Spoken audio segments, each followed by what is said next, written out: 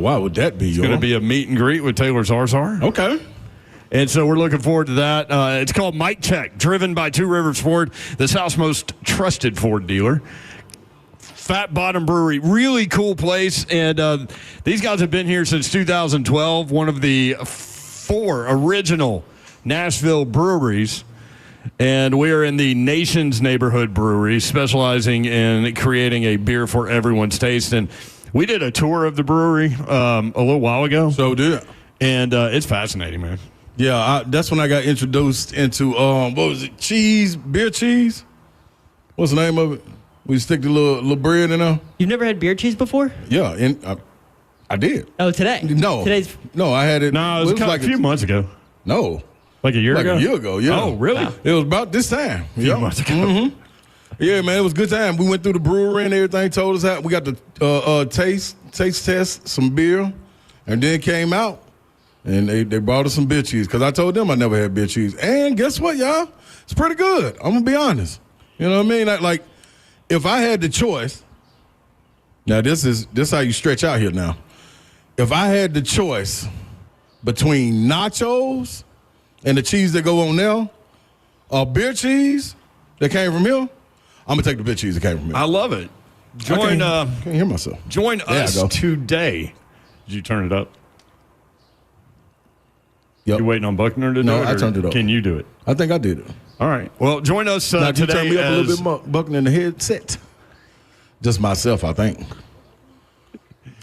He can't hear himself in his headset. Yeah, I don't know. I ain't no telling. I can hear myself a little bit. I can hear Brent a little bit. Brent. Who the hell is Brenton? That's me. Yoral. Brenton. No, you're Yoral. Edward Brenton Doherty. Yeah, that's when you're at school. You're not at school right now. Buckner, I've known you for 27 years. Did you know that my full name was Edward Brenton Doherty? No. He's going to work on Professor Slay. Yoral. While he works on Slay, I'm going to let you know that 104.5 The Zone's 3HL. That's us. Broadcasting live from Mike Check. Taylor Zarzar joins Titans Radio at Fat Bottom Brewery today. Stop by and enjoy $4 happy hour drafts from our friends at Fat Bottom, and register between 3 and 5 to win 2 VIP Q&A tickets as we welcome new Titans Radio play-by-play man Taylor Zarzar. That is at Fat Bottom Brewery in the Nations today. A lot going on. Oh, yeah. You better? You back in there? Buckner got me in the game, Coach. I love it. Yes, sir. That's loud and clear. As a matter of fact, I'm going to turn it down a little bit. Now he complains about it. Thank you, Buckner. Hey, man, I need and guess what? I just washed my grill tile. You know, you got, all the essentials when you're outside grilling. Yeah.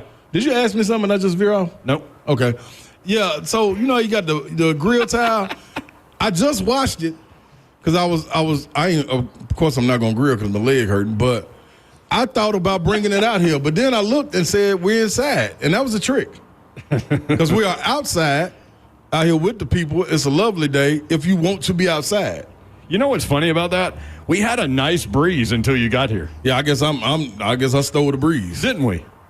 I stole the breeze. Well, because I have sweat perspiring off of my forehead now. No. There's the breeze. There you go. Hey, turn that on. Who turned that on? Brett B?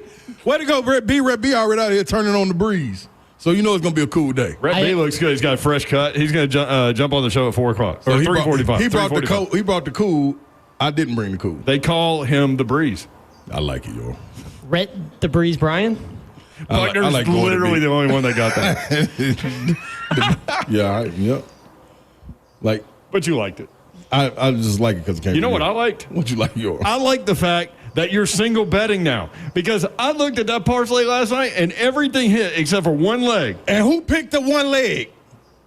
All of us. No. Babs. Thank you. Out of everything you gave her. Out of everything I gave her, plus OKC would win, she picked Caruso getting over 10.5. And that's the only thing And that's the only one didn't hit. I'm telling you, that lady, hey, man, you got to watch Babsy. You got to watch her. You got to watch her, man.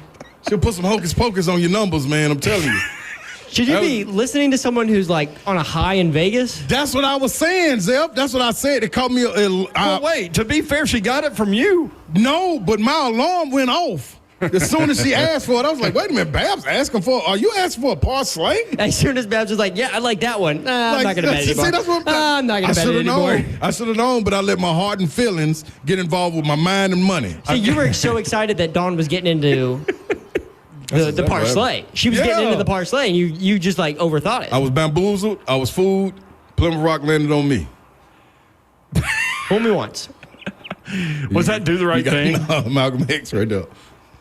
Right, but I think From the Malcolm X movie. They're using it. Plymouth Rock landed on me. Yeah. You didn't land on Plymouth Rock. Plymouth Rock landed on me. All right, so Wallace over 4.5. Easy. I mean, within 2 shots. Come on, Yoral. Tell me I wasn't on 5. He hadn't added 3. What am I trying to say? He hadn't hit a 3 all series. He hit his first 2 in the first quarter. There you go. Dort over 1.5 made 3s. That took some time, but we got there. It took some time, but you knew he was going to get all the minutes to be able to do it. Holmgren over 9.5 rebounds. He only had 1 in the first quarter. Yeah. But then he got rolling. Because they stayed with him. And it was just like what we talked about with Hartenstein. He's always flirting with it, but they take him out. Flirt went disaster. Hartenstein, 6+ rebounds. When got that? Oh, Rhett B gets all these classic rock references. I forgot about that. This is in his file cabinet right here. Hartenstein got there. SGA under 46.5 points and rebounds and assists. That one we had to hold on. Good thing Jalen Williams was killing. So you bet all those individually. You lose the Caruso bet, so you lose the parsley, but you win all the individual bets. Man. Slay, welcome to the world. I love this world, man. I'm telling you, like, that 1-800 red line number, I'm really going to have it on speed dial because the way I'm headed, by the time football season get here, you combine NFL and college football, Lord knows I'm going to need a raise or some help. One of the two. Or both. Yeah. But that's going to be even spiral out of control, or I'm going all the way up, baby. Slay's going to have like 3 parslays, but like 30 single bets every weekend. No, it's going to be on. Slay presented by Sports Gambling. Which company? No. Sports Gambling. Really? It's Sports Gambling presented by Slay. Yeah, I really don't know how you don't have a sponsorship deal with some sports gambling company. I don't know either, but the good thing is about that, the entire sales team will be here today. Yeah, Dawn has one. Yeah. Yeah, Dawn don't even know how to pick them. We've seen this. Clearly. She picked the 1 out of the 6. She knows how to sabotage it. With the hocus pocus. You think that's what she was doing? She's like, I got to stop at parsley, so I'm going to give him a bad one. Have you ever heard me say I'm going to think what comes out of my mouth? No. I ain't thought about this. You know. This is what I damn well know. Yeah. I'm looking at my wallet and my balance, and it's saying the same thing. Yeah. Who got a hold of this? You know this. You thought Bowling Green State was in Bowling Green, Kentucky. Yeah. But you know this. No, guess what? Hocus pocus. No, I'm wrong about that one, too. I knew Bowling Green State was in Bowling Green, Kentucky. I was trying to get I don't need no help. No. You thought you knew. No, I knew that. He knew. You could have gave me a test. He was about to bet somebody. Like, okay, say we were on Jeopardy. And states, Alex, for state university schools for 500. For 500. Can you imagine if me, you, and Babs were Jeopardy contestants? Y'all would be sick of me. Y'all would be sick of me. It's like be buzzing that even if he didn't know. What's the answer? What is, I don't know. No, what is Kentucky? Yeah, we're not looking for a state. What you mean it's Ohio? Show it to me. Show it to me on the map. You got to show it. I don't want to, and not even like a technology map where you can like fake it, like or hack it. You want like a paper map from like this is my life years ago, exactly. Before technology. Dude, like when I went to Oak Hill Academy, that was my junior year when we went up. Me, Coach Fitzgerald, David Whitfield, my mom. We get on the ride up there. The way we find out how to get up there, ain't no GPS. You call. Before you get on the road, it's a gas station when you get off the exit. Call again to let them know I'm at the gas station. You're still an hour and 15 away. So, hey, we on our way. Once you hang up, it's on you, Jack. So you better get that paper map. And we had to look at the paper map. And we thought we saw a shortcut. Coach Fitzgerald can call in and corroborate the story. We thought we saw a shortcut, so we took the shortcut. Man, I ain't never been around that many curves. I'm talking about I've been to Six Flags. I love going there. I love them roller coasters. I love them loops. We ain't been on that kind of roller coaster in my life. Coach Fitzgerald told Dave. Where were you? I'm going to the mouth of Wilson, Virginia. Yeah. He said, Dave, one more curve, you're going to have to pull over. I'm talking about he was back up about the Earl, boy. It was wild, man. That was some real motion sickness, and I get it. That was a wild time right there, but Man, ain't nothing like kids. Y'all lucky we got phones and GPSs and all that because you wouldn't know where to go. You'd still be confined to your neighborhood. My granddad had like one of those Rand McNally maps that like folded up into like a leather binder. Dude, we'd go on a trip and he'd be driving. I'd be in the back seat. I'd just study those things. It had like one state for every 2 pages. So you just open it up and you get the entire state. Go. I love that. Let's go. You're right. We need physical maps again. I'm telling you, man. Karen in the F&M Bake Chat says, y'all would be like Black Jeopardy on SNL. No, I love that. I love those episodes, too. I love every one of them. The ones with Sean Connery. Oh, my gosh. It's good. The category was Let It Snow, and he said, yeah. Yeah, just let it go. Now. Instead of Let It Snow. So funny. 615-737-1045, always the number. When we come back, Jim Wyatt will join us, and we'll talk about the Tennessee Titans. Put another bow on the minicamp, the mandatory minicamp, and what are they all up to now? The parlay fell short, one leg short of hitting. You know what did hit? The single bets. Man, bankroll, boy. All the single bets. All the single bets. Oklahoma City wins Game 5, 120-109. Jalen Williams with 40.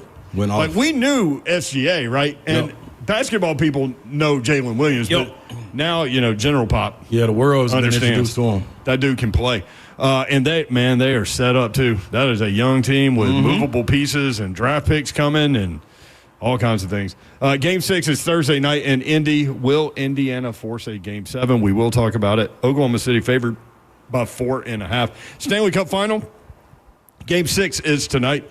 We'll talk about that a little bit later in the show. But when we come back, Jim Wyatt will join us again as we broadcast live from Fat Bottom Brewery, Titans Radio, having a great day today. Mic check, driven by Two Rivers Ford. We have more for you next. 3HL 104.5 The Zone.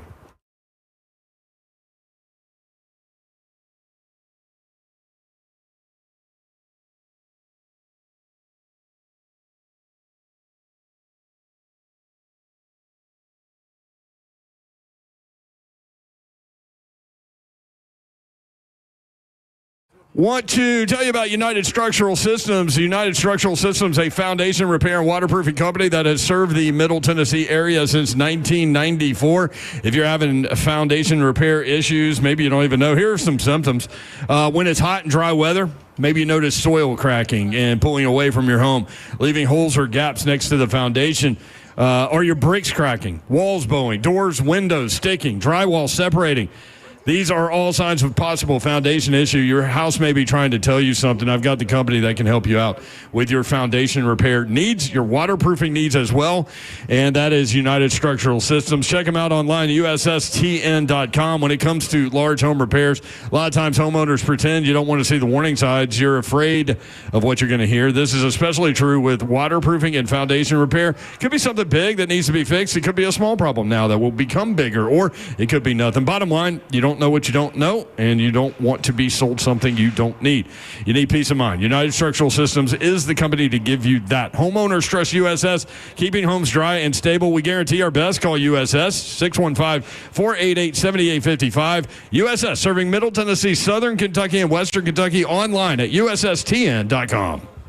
All right, I want to tell you about what used to be Zen Sports, now VIP Play. You need to go ahead and download the VIP Play app. Live always, over 200 leagues to bet on, numerous bet types, props, options. Even if you have a bet in mind that you cannot find on any sports book, guess what? The VIP Play team is going to create it for you. And don't forget to check the specials page daily for bets you will not find anywhere else right here in our great state of Tennessee. Week 1 NFL lines and futures, they are out. They're live. Go get them. College football and NFL seasons are right around the corner, and you guys can get a 10% profit boost on any NFL week game. VIP Play app. You need to download it. You want more information? Go to VIPPlayApp.com. And don't forget to claim your VIP Play welcome bonus. You make your first bet of $5 or more, you get $100 in bonus bets instantly. Use my code DAWNTN, DAWNTN, and get in on VIP Play, where everyone gets treated like a VIP. Gambling problem? Call 1-800-889-9789. Got to be 21 and older and located in Tennessee to bet.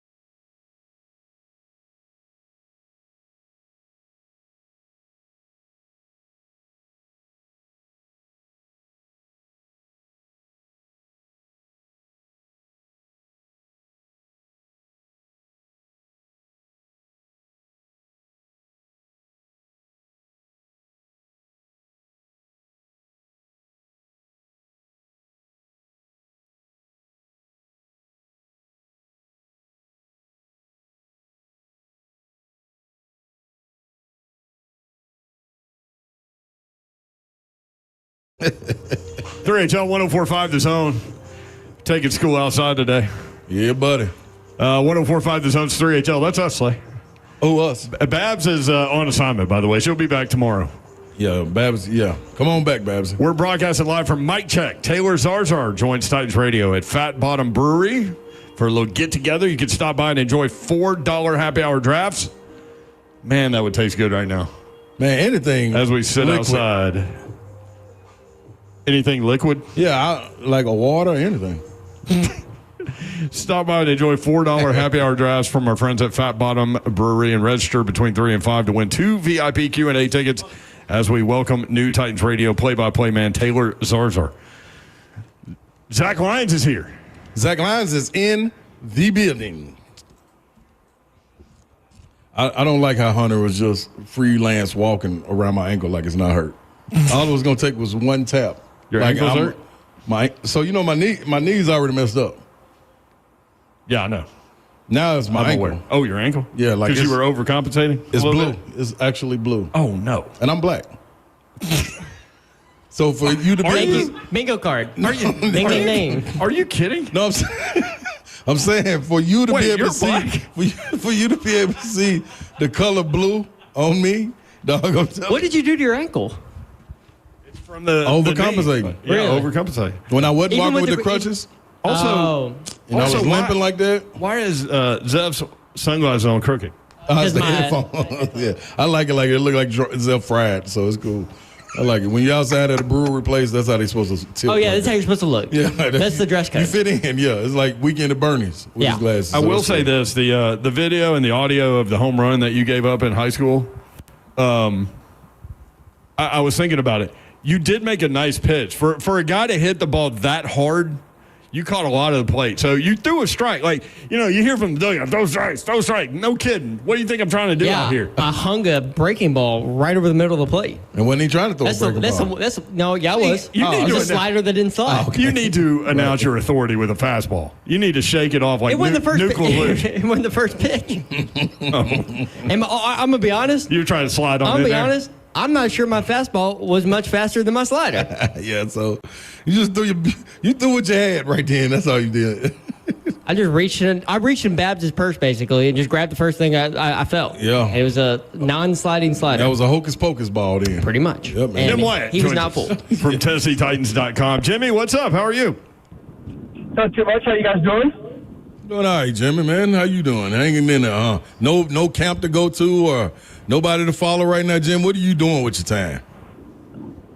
Well, I mean, this is really the only break you get during the NFL calendar, the way things have turned out, certainly in the off-season when you're picking first and making a change in GM and making so many new additions to the team. It's been one of the busiest off-seasons since I've covered the team. So, yeah, the main camp and off-season program ended last week. The rookies still hang around town for a couple of days before they depart, and I'll get a little time myself. I'm going to sneak out of town here coming up and head to the West Coast and hopefully enjoy a little time before we're back playing football again.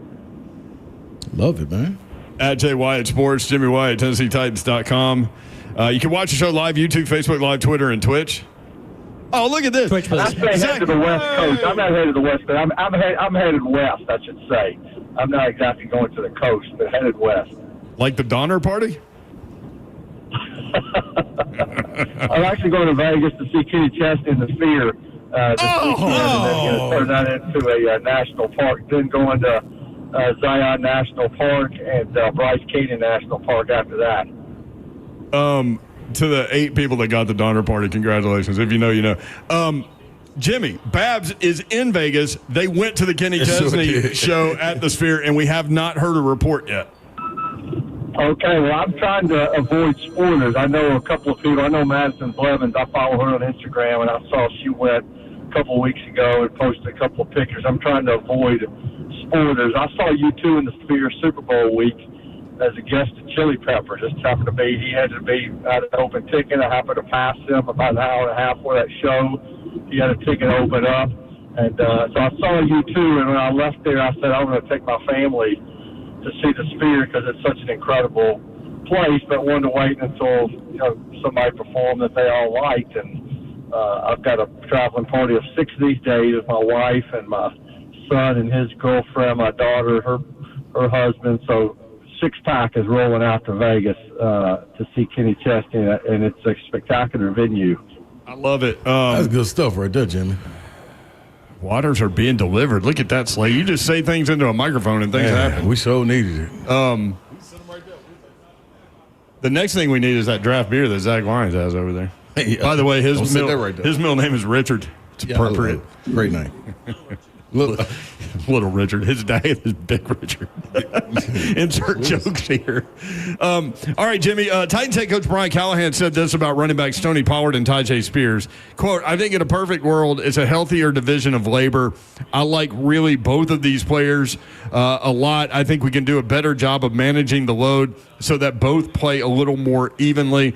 Spears did miss some time, but is he talking about getting closer to like a 50-50 breakdown, or what do you think we're talking about here? Well, I mean, I think it would have been more closer, to a closer division of carries last year. But that all sounds great at the beginning of the season. But you got to have people stay healthy to do that. And Tyjae missed time last year. He had a couple of different injuries. Just played in 12 games. He thought he ended strong, but he wasn't able to stay on the field and stay in the mix all season, so they leaned more on Pollard, and then Pollard got worn down as the season went on because he got too much work. And I think when they looked at this off season, they felt like they needed to go into it with the plan that they were going to, use them both more effectively. What that number ends up looking like, I think, again, depends on health and it depends on productivity. And I think, when you're using 2 backs, you like to ride the hot hand, and so the guy who performs best is going to end up getting more work. So that'll have to play out. Khalil Mullings, another guy that's in the mix. Yeah. Certainly could be used as well. Just saw him at the tail end of the minicamp. Julius Chestnut's had a good offseason. I expect him to be on the team in some fashion. Don't know that he necessarily is taking carries away from guys, but certainly can help on special teams. But 4 guys really worth kind of keeping an eye on, just to see how they use them all, and especially with Pollard and Spears. I'm curious myself what to see that breakdown, what that breakdown ends up looking like. Jimmy, you look at this group of receivers, these new guys that come in, and I'm looking at what you were 10 Titans who impressed me during the offseason. Can you remember a group of rookie wide receivers, just speaking of camp, that came in and kind of earned their name and, the notoriety that they have, that this group has? It's been a while. I mean, certainly some guys have come in and flashed as rookies, but when you're picking 2 and you're picking 2 reasonably early, starting around 4th round. I mean, Derek Mason, obviously, the 4th round pick that turned into a big home run, ended up being a Pro Bowler and had a tremendous career, one of the best receivers in Titans history. I think when you're picking guys, 4th or earlier, and certainly the Titans have done that, you've got a better hit rate when you pick a couple of them. And I think, both DK and Iomanner have both looked very impressive to me. I threw Xavier Restrepo into that group just because he was productive and actually had more catches than any receiver during those 5 open practices. And I do the math, and I look at Van Jefferson and Calvin Ridley and Tyler Lockett and DK and Iomanner. I think those are the 5, and then how many do you keep? I think 7's probably that number. I think Bryce Aller's got a great chance to make it just because of his work on special teams. Do you keep Restrepo as the 7th? Can you get him through back to the practice squad? Those are the things that will be worked out in camp, and a lot of other guys that I didn't mention that are going to be in the mix and have a chance to prove themselves as well. But DK and Iomanner, 2 really impressive rookies, physical, can run, smart, hard-working kids. DK brings a little something extra and makes himself more valuable because he could return. And, not going to surprise me at all if he's the team's kick returner, potentially punt returner too. That's how valuable he is. So I think both those guys, and I'm talking Agaman and DK specifically, I think both of them have a chance to help this team, and they're going to be counted on this fall. Jim Wyatt with us, TennesseeTitans.com. You can read that piece on 10 guys that really impressed him. It's really, really good. Let's go to the offensive line because we've obviously had some shakeup there. I'm curious your thoughts on Dan Moore and what you saw at left tackle, Kevin Zeitler, the veteran presence at right guard, and Latham moving over to right tackle, and Cushenberry coming off the injury. Yeah, and I think, Latham overshadowed them all just because he, Nick Holtz, the offensive coordinator, said he had the best offensive lineman, best of anybody in that group. Bill Callahan didn't dispute that, but kind of scoffed at that a little bit about Holtz making that prediction making that proclamation without really seeing these guys in pads. That's what you get from a veteran offensive line coach. They're not ready to annoy anybody in the off season. But Latham looked great, lost weight, got a haircut, looks different across the board, looks very comfortable back at right tackle, and in some ways what he did, probably took away from Dan Moore just because he got so much attention. I think got two really good tackles. Karonsky keeps trending in the right direction. Zeitler I should say. Zeitler came in later, but he's still kind of working his way back. Will be ready for camp, but they know what he can do because he's played in the league for so long and just is the perfect veteran for that room.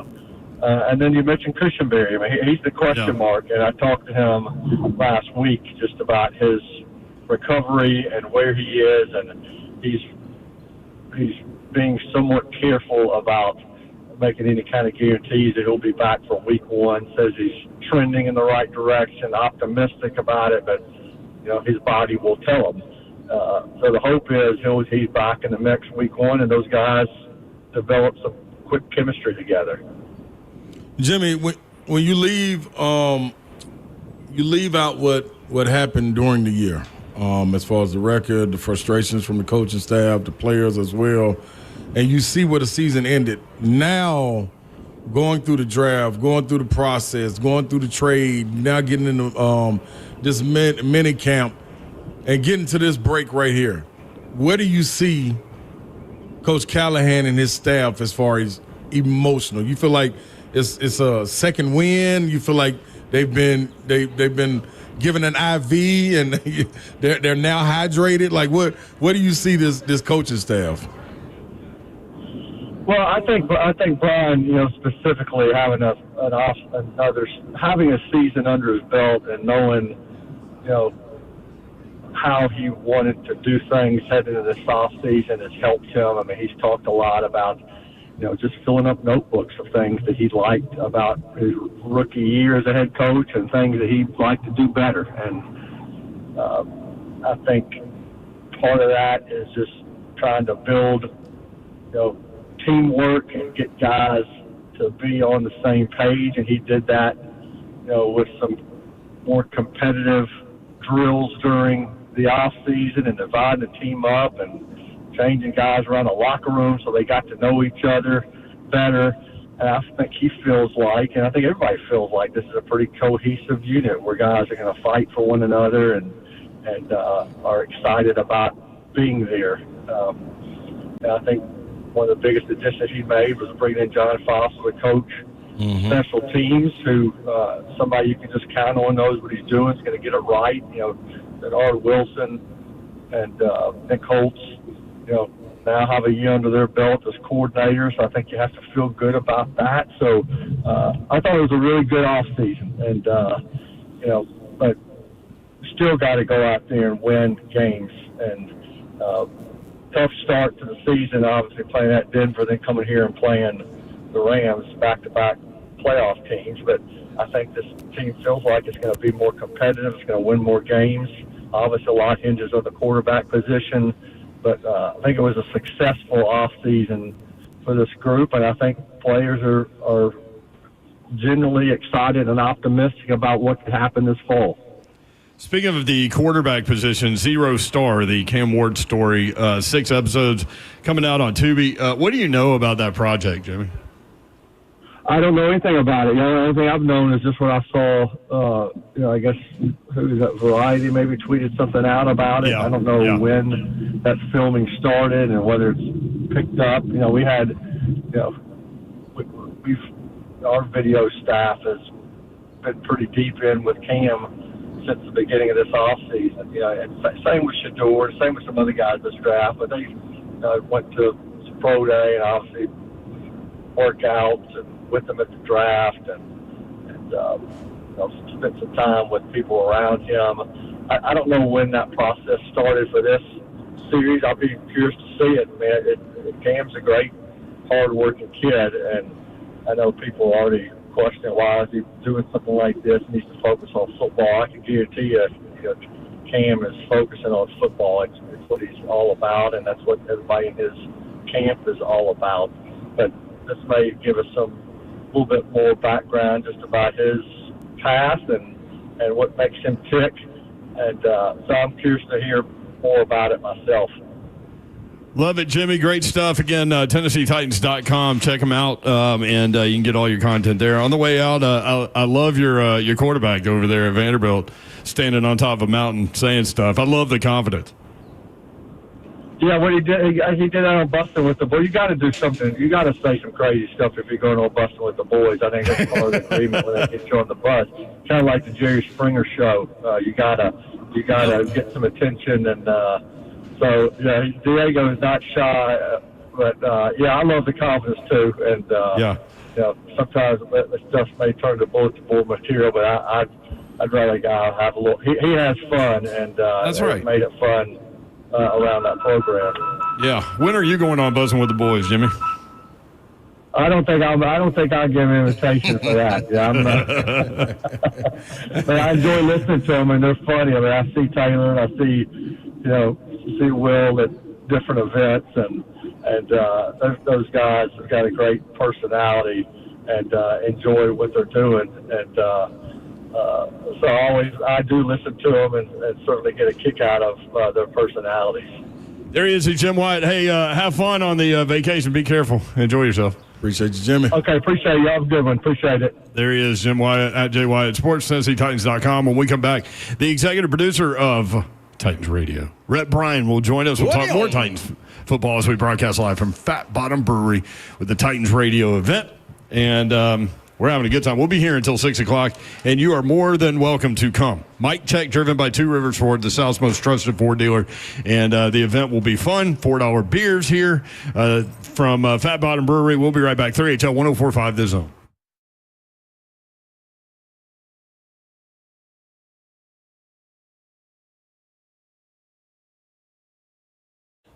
Hey, what's happening? Medical House Calls, health care designed for your life. Now, you got to understand this, man. When you're feeling down and you're not understanding what exactly is going on, but you do, I'm telling you, you do have a cure. What cure is that? All you got to do is call medicalhousecalls.com, 615-838-2375. They come to your home. So I know a lot of fellas out there, like me, we don't like going to the doctor. We diagnose ourselves. Well, it's one thing to have one come to your house. How about that? The process is real simple. Call or text Medical House Calls, and their team will assess what you need within minutes. They'll book your visit. After a quick chat, they will schedule your visit. Medical providers will be at your door, deliver care that gets you back ASAP, and I'm a testimony of that. I had a trip to go on Friday. I called them over Wednesday. They couldn't make it Thursday morning. They were bright and early. IVs in, and Big Slay was on the next bird out of there. You hear me? I'm telling you right now, you can do the same thing. At home urgent care, mobile IV therapy. It's all right there for you. MedicalHouseCalls.com.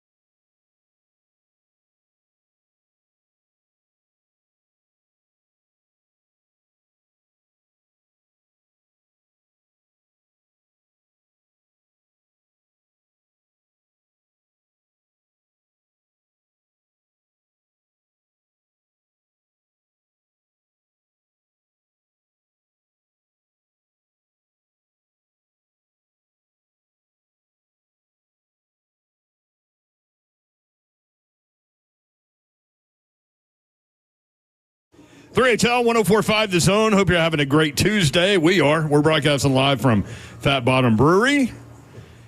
3HL here until 6 o'clock. Live from Mic Check. Taylor Zarzar joining Titans Radio. Better believe it. Fat Bottom Brewery. Stop by and enjoy $4 happy hour drafts from our friends at Fat Bottom and register between 3 and 5 to win 2 VIP Q&A tickets as we welcome new Titans Radio play-by-play man Taylor Zarzar. 3HL out and about today. Mic Check, driven by Two Rivers Ford, the South's most trusted Ford dealer. The executive producer of 3HL is Zeph. He is here. Zephyr. Rich is here. What's up, guys? Bop is here. Bopper. Ross is back at the studio. Yes, sir. Oh, my boy. There's not one time Ross says anything that you don't laugh. I love his voice, dog. I was a huge Beavis and Butthead fan. You're the second person that said that, Slay. I'm telling you, man. It's my guy, man. Coming up at 4 o'clock, we're going to do some stuff here. I don't even know what that means, but Cross do some stuff. yeah, Zach and Bert will be on 3HL at the same time. Okay. All right. Right now, we are graced by the presence of Rhett Bryan, the executive producer of Titans Radio. Look at that, Rhett. You got a crowd over here. He brought the fans with him. You brought a woo girl. So what, you said you're a big Beavis and Butthead fan. What character does Ross remind you of? Butthead. Okay. That's it. Yeah. Okay. And my boys right there, man. We just had to sneak and watch it until our mom was like, all right, y'all just going to keep on sneaking and watching. We all might as well watch it. Let me watch it with you. And she was like, yeah, this is a little too much for me. 30 years later, it's still a classic. It still is, dog. But the thing is, any of it in syndication is not as good because they don't have all the music rights for all the music videos that that was the best banner. The best banner was, because they were on MTV. Right. They used to they lose were their talking mind. during like a Stone Temple Pilots video or whatever. Yeah. So great. I used to love when they talked during the Cher video. I used to send my boy Butthead on one. Butthead loved that one. Butthead like that? Yeah, he loved that one. He didn't like it. He loved it. Rhett, what's happening here today at Fat Bottom? So this is a formal introduction to a lot of 104.5 The Zone clientele, Titans Radio clientele. It's a way to officially welcome Taylor Zarzar to Titans Radio. And we're very grateful to Fat Bottom Brewery for hosting us and having us here. And obviously this event being powered by Two Rivers Ford, the South's most trusted Ford dealer. And so we're going to have a little meet and greet with a bunch of guests that we have invited. And then we're going to do a Q&A and introduce everybody to Taylor and talk about some 2025 Tennessee Titans stuff, too. Going to be fun. So mandatory minicamp is done. We are now into, hey, there's Blaine Bishop. Look at that. It is the Hitman. Hitman strolling on in here Indeed. to Fat Bottom. Lucas Panzica is here. Bert is here. Yes. Yeah, we did call out Blaine. Thank you, Zach. Stoney's here. Everybody's here. So they, when is it? July 21st they report? So 22nd they report. First day of practice, 23rd. So we got about 5 weeks. Yep. And there'll be that weekend, the 26th, Saturday the 26th, there should be a scrimmage at Nissan Stadium, the back to football scrimmage they do. But yeah, so we're getting close to showtime. So what do you do from a Titans radio perspective? What will you be doing over the course of the next 5 weeks? Because once they report, it's on. So the biggest it's on thing for y'all too. Oh, absolutely. Yeah. So right now is the time where I can get most work done because there's nothing to go report on because they're out of the building. And that's that's right. They're out of the building. So that starts with. I've written all of the imaging for Titans Radio, getting ready to have that voiced and put all that stuff together. And then, put everything together for all the shoulder programming. The Brian Callahan show will be on Monday nights beginning at 6. And Mac Talk returns with Coach Dave McGinnis on Tuesday nights at 6 on The Zone. And on Wednesday nights will be Titans Tonight with myself and Amy Wells and Keith Bullock at 6 o'clock. And so the lineup returns. But, yeah, there's a lot of things to do and a lot of personnel changes on Titans Radio for obvious reasons. And so there's plenty of stuff to iron out between now and then. So what was your biggest takeaway from mandatory minicamp? I think that one of the biggest ones, the first thing that comes to mind is the participation part of it. because Jeffrey Simmons, a lot of reports and things made about him not being there in the OTAs. With every intention he showed up at mandatory minicamp last week. So they pretty much had 100% participation outside of guys that are rehabbing from injuries. Right. So I think that was the first thing, is that there were no distractional type storylines that you can delve from there. And then just kind of everybody, the buy-in is there.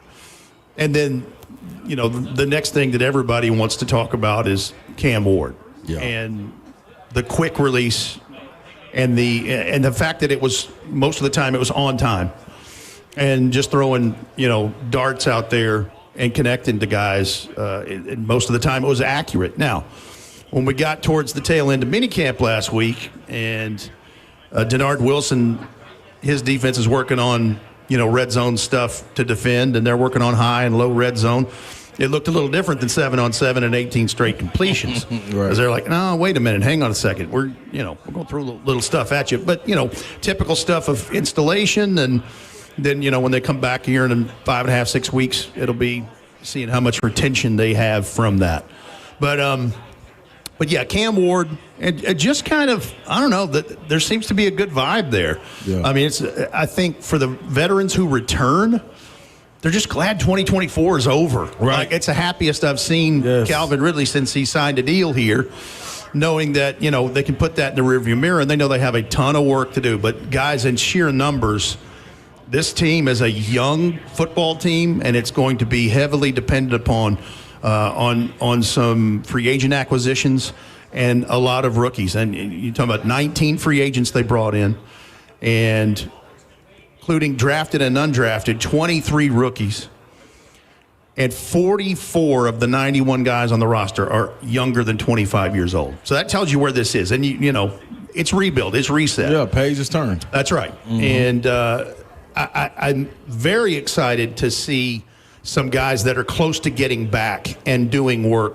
For example, since Blaine's here and he's the hit man and the 4-time Pro Bowler and a multi-time All-Pro guy, Kevin Winston Jr., the 82nd overall pick, the safety from Penn State, big, long, physical safety and a thumper. He's close to getting back. I'm ready to see him get back and then see these young linebackers in the middle level around Cody Barton put the pads on after 2 or 3 days and see what all that looks like. Love that, man. That's hell of a breakdown, putting the bow on it for us. Rick B, let me ask you this, though.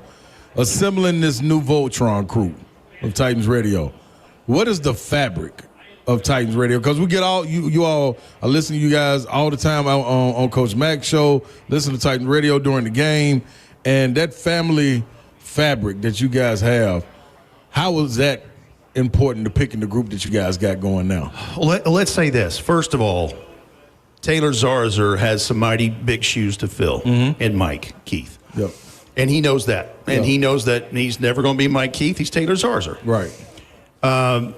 But instantly upon meeting him, he shares the vision, the goals, the passion, and all the things that have been a backbone of Titans Radio since its inception. Yeah. And that's, the give a crap figure is big time.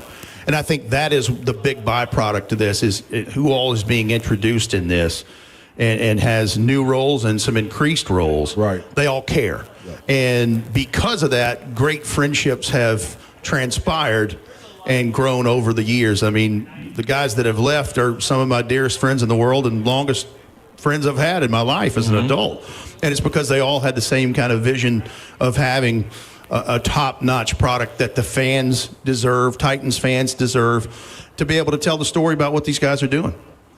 Love it, Rhett. Hey, thanks for stopping by. I know you've got your notes for your MC work today. I do. We're going to have some fun here in a little bit, and hopefully we'll get Taylor Zarzar in here very shortly, and maybe he can pop on 3HL. There we go. That would be great. Brian, executive producer of Titans Radio. Mike Check, driven by Two Rivers Ford, the South's most trusted Ford dealer.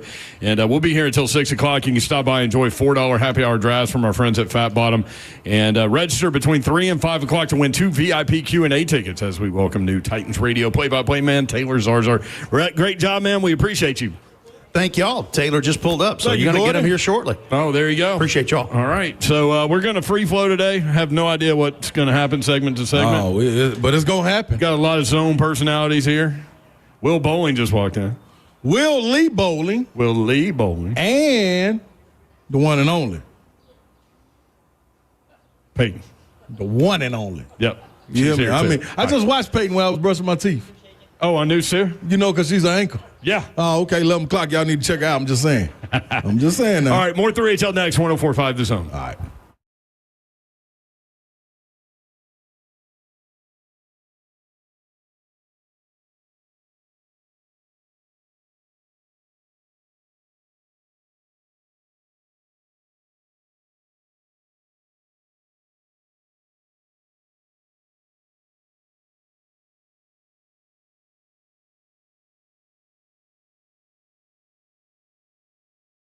All right, we know it's summer. We know there's a ton of sporting events out there going on. And we know that the local team, the Legacy Group at UBS Financial Services in Franklin, always supports our youth sports movements and especially women and girls in sports. And so every Tuesday, thanks to the local team, the Legacy Group at UBS Financial Services in Franklin, we give a shout out to some of our girls sports going on. There is a youth basketball tournament scheduled for June 20 through the 22nd in Gatlinburg. Girls teams from under 7 to under 18, grades 3 through 12, playing in pool games in a knockout round. So Legacy Group sending out good luck wishes to all of our mid-state teams that may be competing out there in the mountains.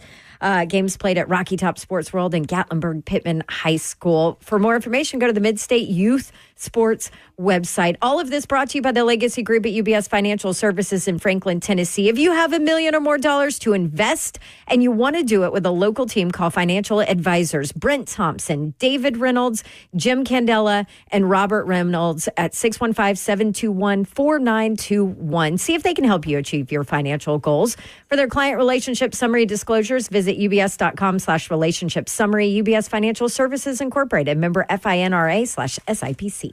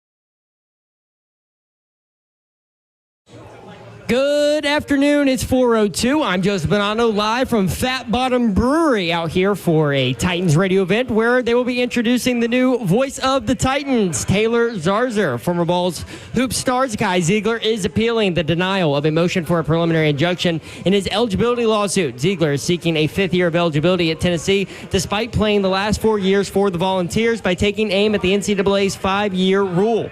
The College World Series in Omaha continues today as we narrow closer to a national champion. LSU defeated UCLA 9-5 this morning as they finished a weather-delayed game from last night. UCLA will now face off against Arkansas in an elimination game in the losers bracket tonight at 6 p.m. on ESPN. Winner will face LSU in the semifinals. Oregon State and Louisville are currently facing off in an elimination game right now. Louisville leads Oregon State 5-3 in the top of the 7th. The winner will move on to play Coastal Carolina in the semis tomorrow. Stanley Cup final continues tonight as the Florida Panthers head back home looking for their second consecutive Stanley Cup win, while the Oilers look to force a Game 7. Puck drop is at 7 o'clock on TNT. For all your foundation repair and waterproofing needs, you need to visit USSTN.com. Bringing news at once on your home with the Titans and Vols. This is 104.5 The Zone.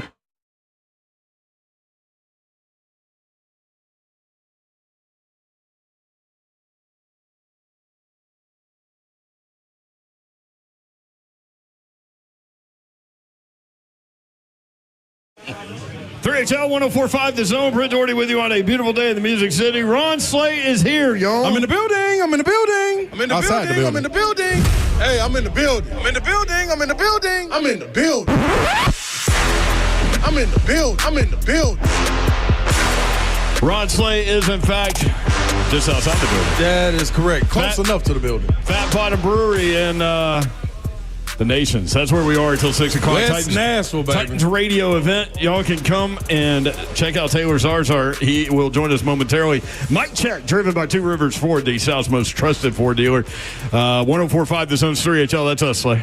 Dawn Davenport will be back tomorrow. She's in Vegas. Or headed back. I don't know what's going on there.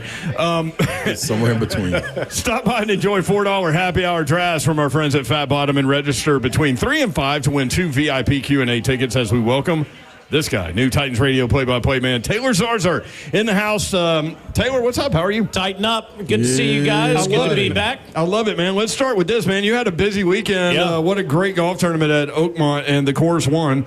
But J.J. Spahn hit that 64-footer to beat the court. The only guy under par because of that putt. That was awesome. Slay, we might be back in the building here in just a moment, by the way, because the weather looks exactly like it was at Oakmont over the weekend because it was pouring there, and I can't believe we finished that tournament on Sunday. But yeah, an incredible story to see Spahn do that. His scorecard looked like mine after 5 holes. He made 5 on the first 5 holes. Yeah. And you thought, okay, this guy's done. He's 40 out. on the front 9. 40 on the front 9. Do you know that's the highest front 9 score for an eventual champion since Francis Ouimet won it over 100 years ago? I Heck of a name. You just don't come back from something like that, unless you're J.J. Spahn, evidently. But that rain delay that we had for over an hour and a half, by the way, shout out to NBC for putting Tiger Woods on during the rain delay when he won in 2009. That was an excellent decision. And you're still like living and dying with Tiger beating Rocco in 2009. But for him to come back after that weather delay, he was 4 shots down.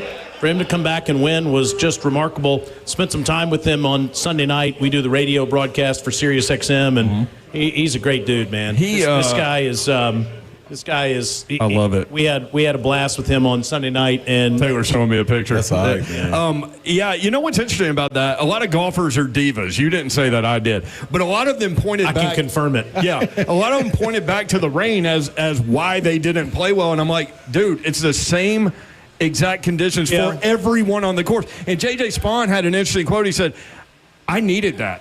I needed that for a restart. And I thought that was an interesting way of, like, mindset. Yeah, no, he did. And he certainly took advantage. And there were, to your point, there were a few guys that took they took the elements and they ran with it. Robert McIntyre was another who almost won the tournament. He ended up finishing second.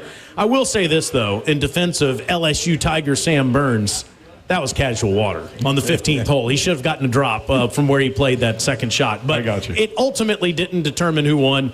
Spahn won it. It was a lot of fun to be there. But I will admit, the Coach Mac text that I was getting from minicamp while walking down the fairways did have a piece of my mind here in Nashville, Tennessee. Well, and you met with the fans at the draft party, and another opportunity here for you to meet with some fans, and I know you're excited about that, and everyone is. Yeah. Here we are. I mean, 5 weeks, it's on. It is on. I did, before I went to Oakmont, I came in for about 15 minutes last week to watch my man Will and my man Lucas get announced as part of the Titans radio network, so that was fun. But yeah, it is. You're right. A lot of people in the Titans office will go take a little summer break for a couple of weeks, and then training camp is around the corner. We are just over a month away from training camp starting here in Nashville, Tennessee. And it's time to get to it. Are you settled in Nashville now? As of an hour ago, yes.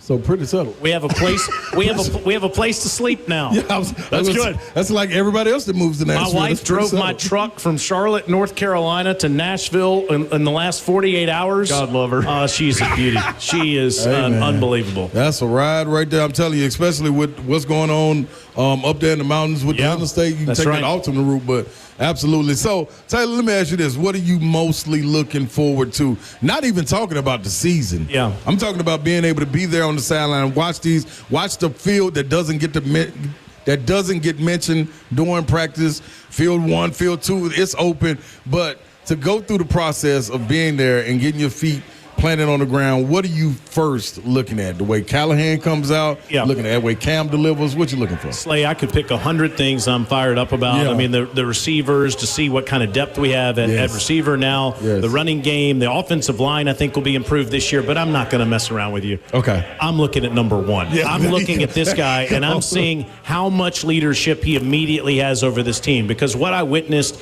at rookie camp, at OTAs, and last week at minicamp is this guy is already the alpha of the Tennessee Titans, and we hadn't even started a training camp yet. And it feels like this is Cam Ward's football team. And he hasn't played in a scrimmage. He hasn't played in a preseason game. He hasn't played in a regular season game. But if you look at what he did at Washington State, when he left Incarnate Word, well, first, if you look at Incarnate Word, you look at Washington State and you look at Miami, immediately it was his football team. You remember last year when the Miami Hurricanes went in the swamp and whipped the Florida Gators? That was Cam Ward's football team in September. And that's what I'm looking at. I'm looking at a guy that was born to lead, that always is most comfortable when he's in a transition like this, and how quickly he just completely takes charge. To me, that's what I'm most excited about. How cool is it from your perspective that you get this job? It's 1 of 32, right? Yeah. And you get the quarterback, the number 1 pick, and all that, and you guys start together. Pinch me, because you're right. I mean, it feels like it is the beginning of something special. And like, there's a lot of different things that are going on with Tennessee Titans. This team. I have a board from last year's Tennessee-Jacksonville game to end the season and what that roster looks like, and I just have X's everywhere, because the team that took the field against Jacksonville, by and large, is not the team that's going to take the field against the Denver Broncos. That's right. That's right. Well, the offensive line's got to piece itself together. I think that finally, I mean, they've been dealing with a turnstile at one side like for the last 3 years. I think they finally put some things together. Yeah, and I think front. Bringing Dan Moore in is huge from the Pittsburgh Steelers to play left tackle, and you move J.C. Latham over to right tackle, and then obviously the interior of the offensive line. Health has been a concern there in the last year or so, but if it is healthy in the interior of that offensive line, then suddenly I think you have something to work with there.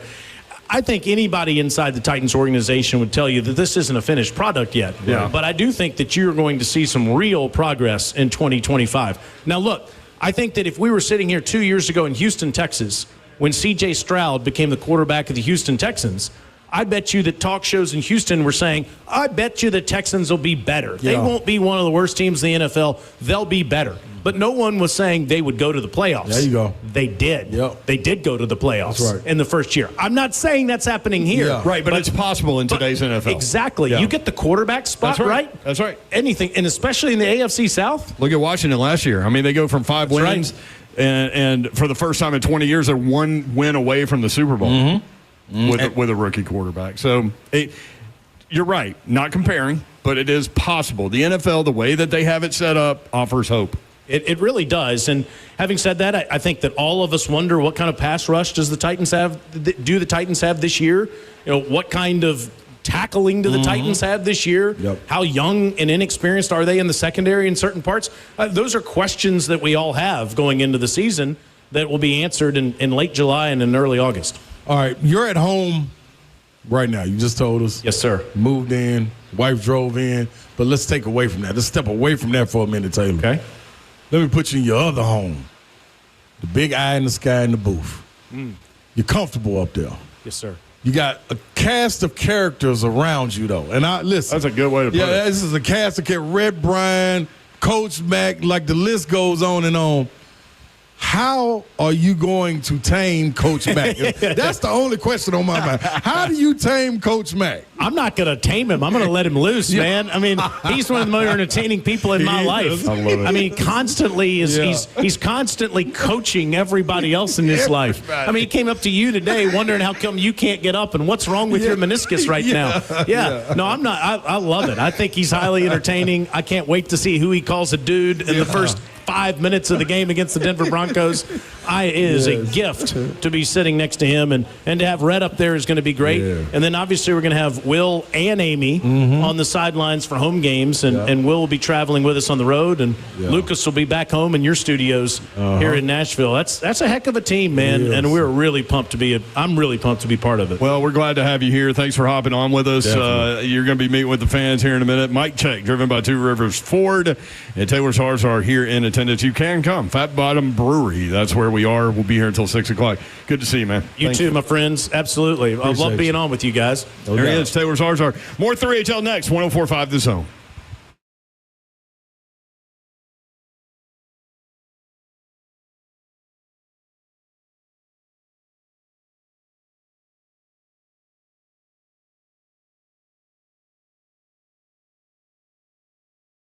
Spring is sprung, and you all know what that means. It's officially moving season, a time filled with hours of packing, unpacking, and so much bubble wrap.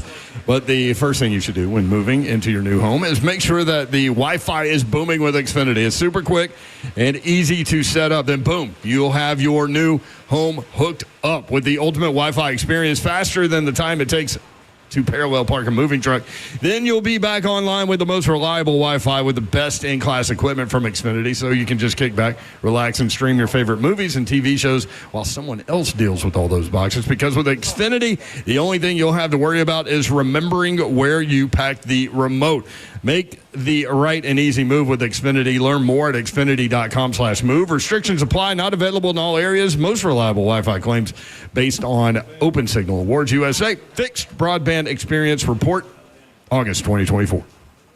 Hey, what's happening? Medical House Calls, health care designed for your life. Now, you got to understand this, man. When you're feeling down and you're not understanding what exactly is going on, but you do, I'm telling you, you do have a cure. What cure is that? All you got to do is call medicalhousecalls.com, 615-838-2375. They come to your home. So I know a lot of fellas out there, like me, we don't like going to the doctor. We diagnose ourselves. Well, it's one thing to have one come to your house. How about that? The process is real simple. Call or text Medical House Calls, and their team will assess what you need within minutes. They'll book your visit. After a quick chat, they will schedule your visit. Medical providers will be at your door, deliver care that gets you back ASAP, and I'm a testimony of that. I had a trip to go on Friday. I called them over Wednesday. They couldn't make it Thursday morning. They were bright and early. IVs in, and Big Slay was on the next bird out of there. You hear me? I'm telling you right now, you can do the same thing. At home urgent care, mobile IV therapy. It's all right there for you. MedicalHouseCalls.com.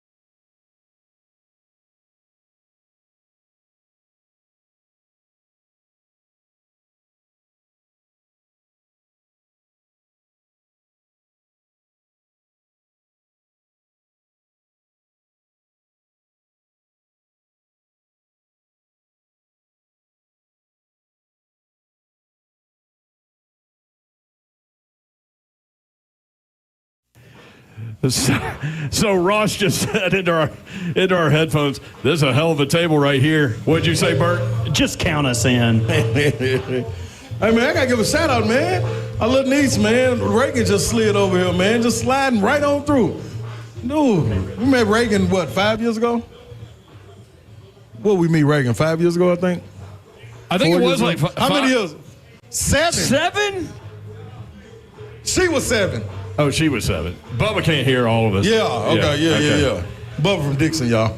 Yeah, you got weight to understand. Oh, that's Bubba and Dixon? Yeah, that's Bubba from Dixon right there. What's up, Bubba and Dixon? His daughters, studs. One is a real Tennessean. Yeah, because she likes the Vols. The other ones, listen, I love Allie to death, you know what I mean? But she kind of sides with Bubba a little bit. Me and Reagan been tied at the hip for a long time. So. Reagan knows what's up. Yeah, you better believe it. She lives in a Bama house, but she was strong enough to go Vols. Yeah, and she made. Did you hear about this bet before? Well, I mean, is that a real smart thing we should be bragging about? I mean, should she have gone to Alabama? Well, no, she rolled with it. She tried to tell her dad the situation, and her dad bet against Tennessee. Alabama versus Tennessee. So he had to be a Tennessee fan for a year. And we loved it. Oh, we loved it. A full year. We loved it. Look at him. That's He tough. loved it too. Look, he wearing the orange. Oh, that's right. Damn, that's what it was. He bet with me. Oh, yeah? Oh, yeah, and I lost on purpose. So, yes. I gained us another fan for All Nation. He bet that you would throw a great first pitch. Yeah, Is that that's what it was. Yep. Yeah. you think I'm not gonna sacrifice a pitch and people laughing at me to gain another fan? Hey, you're a fool if you don't. I like that you said, there you go, Vol Nation. Looking up at the top. Big orange Jesus. Are they all dead? No, that's what Jesus. No. Big orange Jesus up there. Big orange Jesus. Big orange Jesus, thank you. BOJ. That's Oklahoma Sooners. They know about big orange Jesus. Yeah. So Dawn Davenport is on assignment. She'll be back tomorrow. So 3HL for this segment is Brent Doherty, Ron Slay, Big Bert, Big Boss Bert. Twitch, Big please. Boss Bert. Yeah, there you go. And Zach. Was it Woogiggle? Woogiggle? Woogiggle? What was she? Wiggle, wiggle? Wiggle, wiggle. Yeah. She apparently said that an Alabama fan came up with that, and I go, and you guys still used it? Because they're obviously making fun of you. Right. Let me put this out there, see if they'll use it. I also like that of all the people here, everybody but Don, out of all the personalities are here, and you chose me and Bert to come on the show with you. I mean, we want to mix it up, man. We want to do something that's never been done before. This would be it. What, and y'all do a bad show? Is that what? Like, do we need to talk about birds? You know, I got a dog that's killed 2 birds. You have a bird situation that got resolved. I should have killed that bird. I should have. What do they do? I should have a teardrop or a bird teardrop. Maybe that'd be a bird poop. Well, like in bird prison. Bird poop right beside my eye. I should have took him out, but Cheyenne pulled the leash back. What do you mean took him out? The bird was in your bathroom. You're just gonna pull out a shotgun and start firing? No, I'd have put him in that towel and threw him down the river. They can't swim. That's how we used to get rid of cats back where I'm from. Why did y'all have a cat infestation or something? Like, why do you have to get rid of cats? I just always remember my dad being like, "I'm gonna throw that cat in the bag and throw it in the river."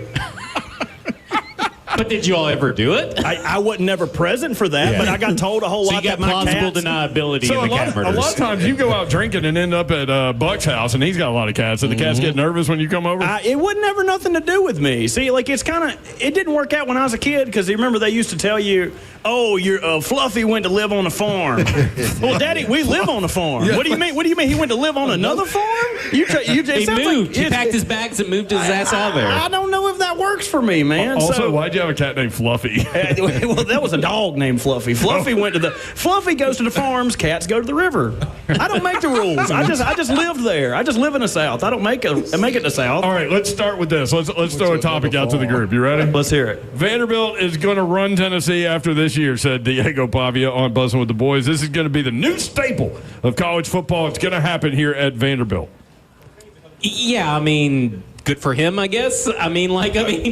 You know, you're making some headlines, getting maybe a little bit more endorsements from some people in Tennessee. Maybe I don't get what the plan is here because it's you just gave the University of Tennessee all the ammo, and I said after every interception, after every fumble, after every failed 4th down conversion in Knoxville, when Vanderbilt goes there, play that clip. Yeah, let him get in his head. Dog, I'm with you, Lions, on this one, man. I don't understand like where you coming from, but I will say this: I'm looking at it from this perspective. Vandy, this is what you got. So when you come into the SEC and you a big dog in the SEC, and y'all knock some big dogs off. I give y'all that. Big salute. But you get these type of players that believe they can win everything. So now what I'm telling Vandy, all of Vandy Nation, y'all better hit your wagon to it. I don't want to see nobody hiding. I want to see y'all out with y'all chest out, the big bravado, back your quarterback. That's what I want to see. Shirts. That's what I want to see. Why am I echoing like crazy? But this is what I'm telling you. I want to see that so much that when they play anybody, I don't care when they go down to Alabama. I think they go to South Carolina first. Third game of the season. Oh, I have the schedule. Dog. I want to see Vandy traveling to South Carolina. I don't care about the sandstorm, because when you talk like this, there's a reason your players talk like this. That's right. Because they got a backing, and they know people going to come with them. Don't leave them out there alone, and I don't want to hear people calling into the radio saying, hey, man, you know what? He should have never said that, man. Clark Lee wouldn't have. Man, Clark know what he got. He went and got a dog, which he is a dog. Yeah. But you better have a whole bunch of other dogs, too, because when that dog bark and they come in that fence, it'd be like Fluffy at the other one. Well, listen, while I don't agree with what he said, I will fight for his right to say what he said. That's right. Because if you're Vandy, you're ecstatic about this. I'm with Because that. in the middle of nowhere, in this sports desert, your quarterback just came out and said, "Nah, this is our state." Yes. So now Vandy, who is not usually the topic of conversation, is at the top of everybody's list. So my biggest thing is, I'm glad he said it, and I'm glad he said it right now. Because you can't say this after you whoop everybody's ass. You can't say, "Oh, this is our state now, we're running it." The fact that you said it before, if you do it, there's a higher payoff than if you waited till the ass end of it to throw it out there. Yeah, I mean, I get it, but, like, it's also why feed the animal? Because, I mean, University of Tennessee fans will never forget this. Ever. Diego Pavia could be selling insurance and getting an award for 50 years of excellence at State Farm, and some UT fans going to play that clip. Yep. They'll never forget. They'll You never are forget. right. You're absolutely right. But in his mind, he's probably not even thinking about that. There's not even a possibility that Tennessee would beat him because he is a premier athlete. You know what I mean? That's how you got to think. And this what I want to be said too. Understand who you're talking to when you're talking to them. This team that you're going to play, you play them at the end of the season, right? That's right. Like, you got to go through. You're not going into the SEC season running through the gauntlet. Not only do you have players with revenge on their mind, you got coaches with revenge on their mind. That you think Kalen DeBoer is down there thinking that, man, when they come in here, we're not trying to beat them by 70? Like, so understand this. When you talk like this, one of the biggest trash talkers is going to talk my talk, but I also tell my guys, too, hey, man, y'all better come on. Yeah, that's right. I promise you. Y'all better help me. I'm telling Don't you. make me look stupid. If I get out here and they whoop on me, when we get in this locker room, y'all ass is mine. So you better understand that. So understand, dog, this ain't you sneaking up on nobody or you the darling got the ball anymore. Like, you on the list of everybody. So I can't wait. And the Big Ten, because he also talked trash about the Big Ten, which I'm okay with. And let me say this. And didn't Vandy lose to Georgia State? Yes. He said by 3. But this is the thing, too. Let me say this. Real quick, before you say that, Ross, get that Big Ten cut ready because we're going to play it. I haven't heard it yet. I got to give props to Bussin' with the boys. Yeah. I'm giving props to Taylor Lewan, Will Compton, man. Y'all did. Jack, my guy, Jack over there, man. He said this comment when Jack was off the bus, too. He didn't say this comment when Jack was on the bus because Jack would have defended Vol Nation, but it's cool. Let me say this about Will Compton and Taylor Lewan. Man, y'all did a hell of a job disarming that young man. I know Clark Lee, man, probably had a pair of Depends on. You know what I mean? And I know because Clark is straight-laced, but he got some dog in him, too. I don't know him since high school. Like, he liked to get in the trenches and hit hard and, man, bloody your nose. Like, he with all that. But I don't know if he wanted it to be said like that. He was super relaxed. And I talked about this. He's a short king. Yes. And he was leaning into his chair like this. And I'm like, bud, you can't do that when you're short. Listen, you look way smaller than what you want to. Listen, kids out there that want to do this for a living, first thing that you need to do is disarm somebody. Hey, man, they did a terrific job. Comfortable. Diego Pavia standing up for Vanderbilt football, 7-6 in 2024. Shout out to him. 3-5 in the SEC. They beat Georgia Tech 35-27 in the Birmingham Bowl. Beat number 1 ranked Alabama, 40-35. Lost by just 3 points to number 5 Texas. They did lose their last 3 regular season games, though. including 36-23 defeat at the hands of arch rival Tennessee. However, it should be noted that Diego Pavia, we know, was battling through injury down the stretch. No question. 7 wins for Vanderbilt were the most since 2013. They have not had back-to-back winning seasons since 2012 and 13. Will they get there again this season? You mentioned the schedule. They start with Charleston Southern. The Buccaneers were 1-11 last year. Mm-hmm. At Virginia Tech at 6:30. Yeah. Somewhat of a night deal to deal with there. At South Carolina. That's the one. They need to win that Virginia Tech game because South Carolina, Lenora Sellers, that's going to be a tough challenge. Dylan Stewart. Yep. Don't forget that he comes off the edge. Yep. Georgia State, payback. Vandy lost at Georgia State last year. Utah State, the Aggies were 4-8 last year. They need to get that one. At Alabama, payback game for the Tide. That's going to be tough in Tuscaloosa. Amen. Then they're off. Then they get LSU at home, Missouri at home, at Texas, Auburn. Pavia has never lost to Hugh Freeze. Yeah. They go to Auburn? Nope. Auburn. Remember they were at Auburn last year and won. Yep. So payback game for Auburn. Yep. Kentucky at home. Ooh. Kentucky's going to be bad, y'all. Yep. At Tennessee. I've got 4 wins, but I feel like they'll win one of those other games and get to 5. That's where I have them. 5 wins. Well, the 4.5 is the over or under, right? Yep. I'm betting over. Yeah, If you've done that the last 2 years, you win money. Yeah, we've won money off of it. But I have them at 5. But it's not going to be Alabama, I'll tell you that much. That game right there. That could be a murder in Tuscaloosa. Hey, man, I'm going to be tuned into that one. I'm going to be tuned into that one because, man, listen, we know what it's like to go down there, man, and think you're in control and then the tables turn. I've witnessed it. That's a loud stadium. I don't like Alabama. Yeah. But, God, I looked at Savage at halftime. After they came out and took the lead in Tennessee, I looked at him and said, hey, we might want to roll right now. Like, they get a little rowdy, dude. That's what they do. They roll. But I was like, all right. That was all right. So, Pavia talking about Tennessee, though. Against Tennessee, 8 of 17, 104 yards, a touchdown and interception, 11 carries, 45 yards. That was a pedestrian day for him. Banged up, too. Banged up. You got to keep that in mind. I just don't understand. There you go. That's the way he's always going to be. There you go. Up. So. And if I remember correctly, they started the game well, right? Like they were spanking a 14-0. Right. Yeah. They were spanking Tennessee. I mean, like, out the chute. Mm-hmm. I was already sending my texts out. I was just like, hey, Hey, y'all watching this game? What's going on with this game? Hey, I'm telling you right now, though, man, this is what, and I've been begging for it. This is what we needed Vander to be. The only thing I didn't understand from one of his takes were with them being the state school. And I'm cool with jousting over that. But to say that people come to Nashville, so why not Vanderbilt? I mean, they've been coming to Nashville. Vanderbilt's been there is what I'm saying. Like, people don't come to Knoxville just because it's Knoxville. They come to Knoxville because UT up there. He's just trying to sell it, Slay. No, that's not, nobody's buying it. That's what I'm saying. Ain't nobody bought it over all these years is what I'm saying. But if that was the case, then Tulane would be popping, or UNLV would be popping, or like any destination city would be popping. No, they come to you because you win, and they believe you can win. Now, I'm saying, Diego, people going to follow you. But to think moving forward, this is me as a Tennessee fan, not an analyst, moving forward to think that y'all going to run away with it?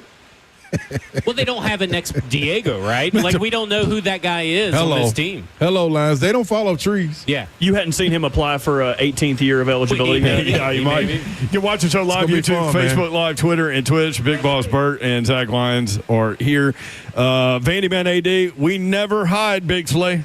No, listen. I know that. I'm from here. I grew up here. I'm just saying when it's on television, it's a lot more orange in there. It's a lot more red. It's a lot more crimson. It's a lot more garnet. There's a lot more other colors than the school color that's supposed to be in there on TV, is all I'm saying. So I'm not saying y'all, listen, don't make this an attack on me. I'm saying I don't see y'all hide. I know where y'all at. I see y'all walking down the street. I'll be over there on West End at the McDonald's. I see a couple over there. I'll be at the Vandy little restaurant. They be over there. But when I be looking on TV, like it's a whole lot of the different colors out there, man, than that black and gold. And y'all got a nice stadium on the way. So, just saying, be out front. Because y'all got a quarterback, y'all leader is going to be out front. I can't wait to SEC Media Day. Yeah. To bullet point this, you're telling the fan base they need to follow those quarterbacks. No, they don't need to do a damn thing. You got to. You got to. You got to be out there. That man out there with no armor. You remember y'all remember Gladiator when Russell Crowe unbuckled it? I don't need no shield or nothing. I don't need no armor. I'm ready to fight. That's Pavia. Y'all standing right there on the little ramp. The door's open. Come on out. Do not let him fight alone is all I'm saying, dog. That's all I'm saying. Like him turning around and asking, are you entertained? You supposed to be like, hell yeah, we entertained. Not let it echo through eternity. It's too empty. That's all I'm saying. I know y'all there. Listen, I'm telling you, I talk a lot of trash. I know this. I ain't said a word about Tennessee. Not one word. I'm telling you what I witnessed when I'm watching the game. Crowd don't look like it's supposed to look.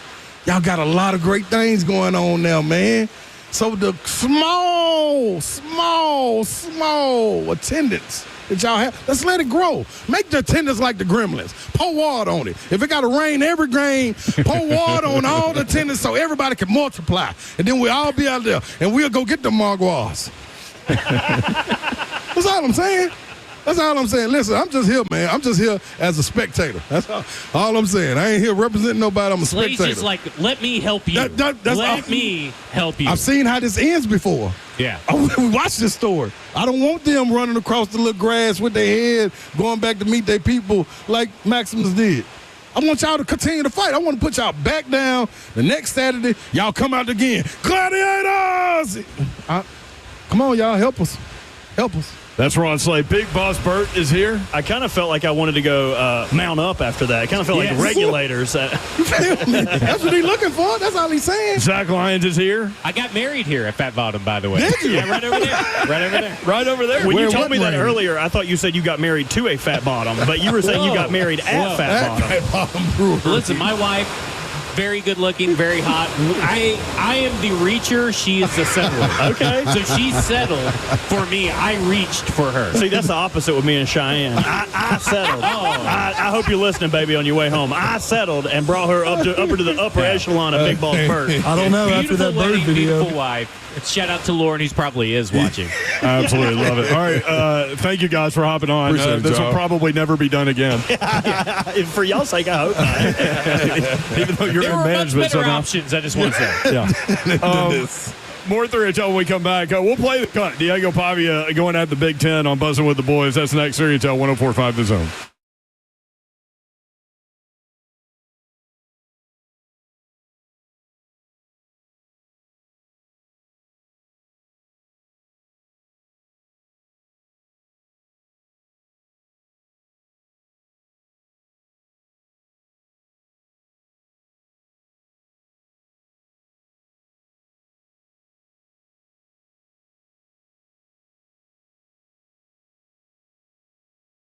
All right, y'all. Kellum Stem.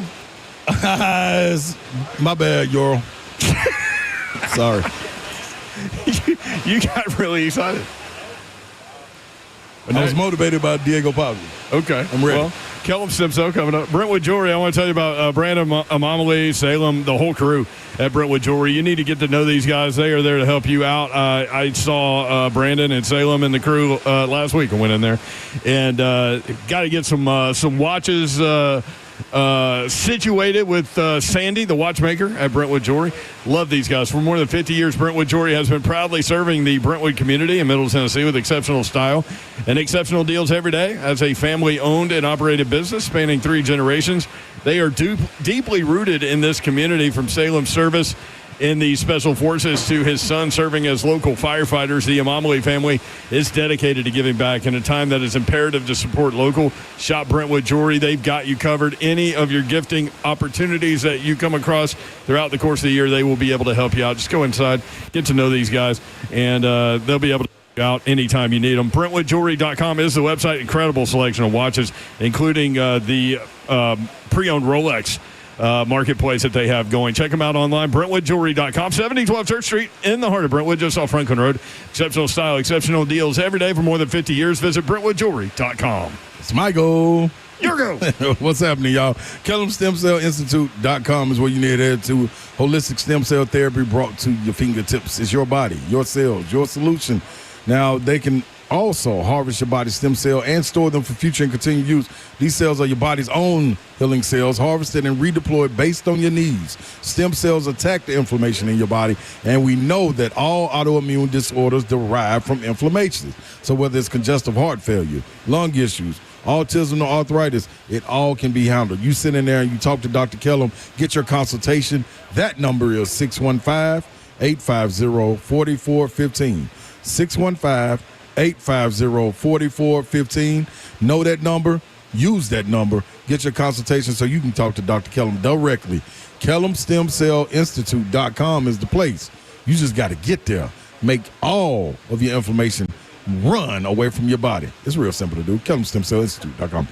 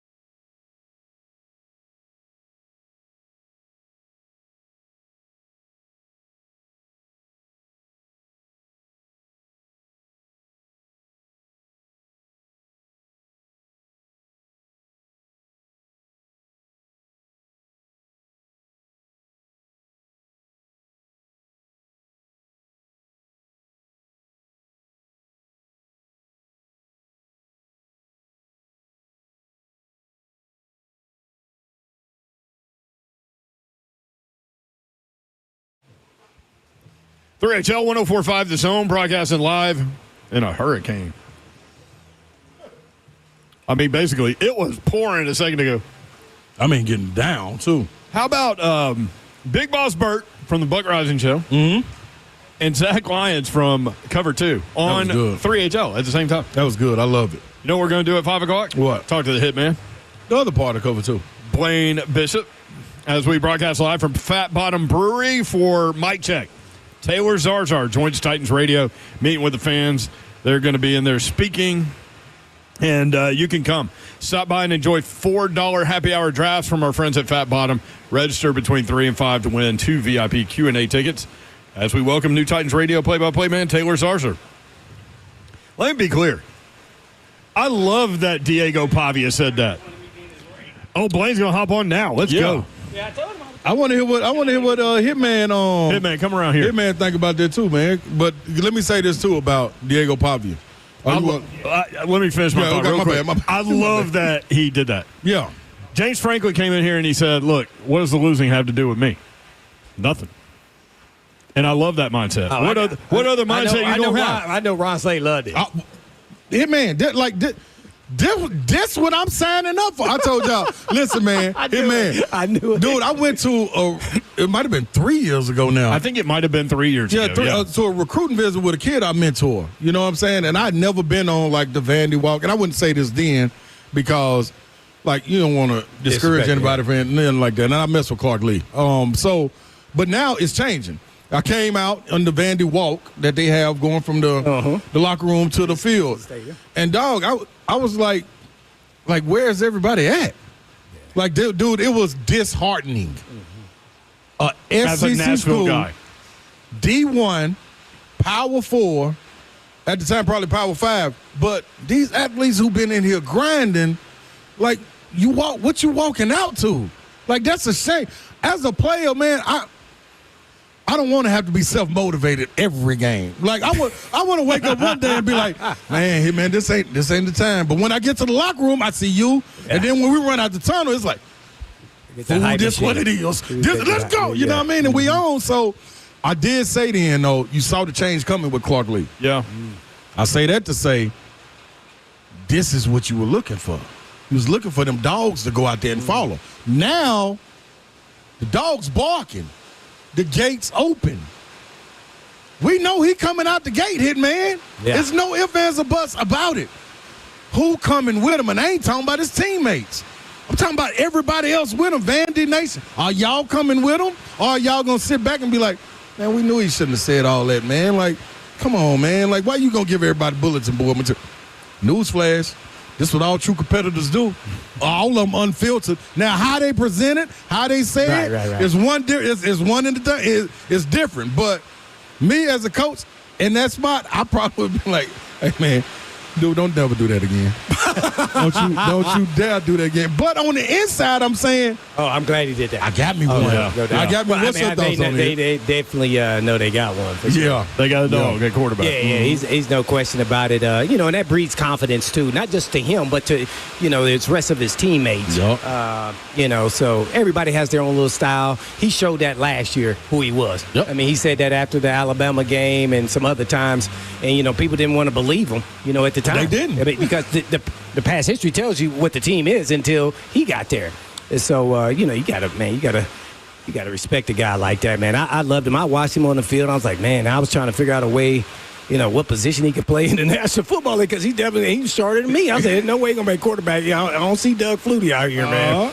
So I'm just trying to figure out if he's gonna be like a slot receiver or a safety or something because because he is a dog. He's a winner.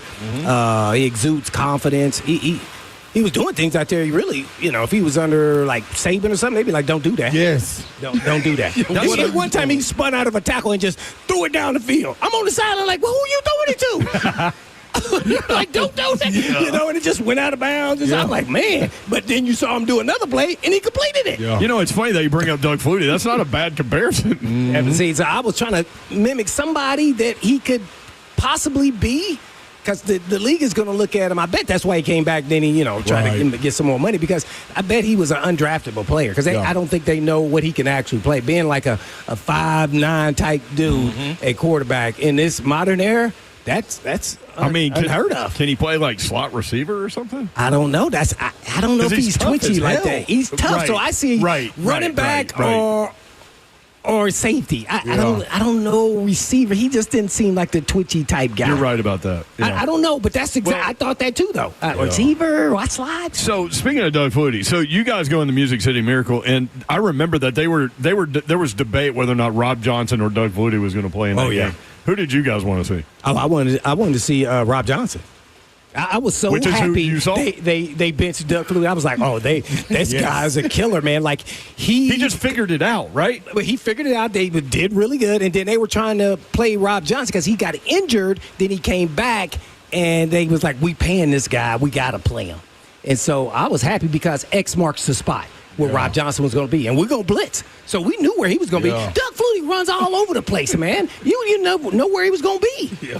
So that made it easier for the defenses, our defense anyway, especially when we were trying to get after you people, man. So, if he would have escaped, it would have probably been one of those throw it down the field, somebody fall down, and so I was happy to see Rob Johnson, even though he had a bigger arm, much more, pocket like the analytics guys would have chosen him over Doug Flutie every day of the week and twice on Sunday. But see, that's the thing. It's just like Pavia.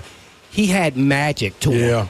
There was nothing to tell you that he was supposed to be what he was. There was nothing. He showed that when he got out of college, right there at Boston College. Yep. This guy was special. And the league still didn't want to believe it because he played for the Bears, who drafted him, and then he went, to Canada, won some championships, and then came back. Yeah. So, I'm so glad we didn't play him. So you've told this story a lot. You guys were already good, but when y'all drafted the Freak, everything changed. How much of a change can this quarterback, do you think? Have we seen enough to even estimate what kind of change he could bring to this organization? Well, I'm going to say this. Our team was good, but we were still middle of the road when we got to Freak. The Freak just kind of escalated everything for everybody on defense because of his special God gifts. He really probably should have been a basketball player like Ron Slade, but see, most of the dudes convert, and then you become special. He's running 4.4. Like, I would claim that I could beat him in the 40, and I wasn't going to ever race him because I knew I wasn't going to beat him. You said that you would watch out because of the tape. You didn't want to be on tape with him running next to you. The tape will scare you now. I was a tape junkie. Now, I see him running, I'm going, hey, he just passed Samari Rowe. I know Samari Rowe faster than me. What? Yeah. I said, hey, man. I told him, I said, we're going to race at practice. And then I got into that chicken out because I knew I was going to lose. So I didn't race him. But I told him, I said, if we get in a foot race and you running next to me, don't be surprised if something happened to you like you get clipped up. Because I'm going to clip you. I said, I cannot get on tape that you are running next to me and passing me. That was never going to happen. That's how much of a. He was off the charts, man.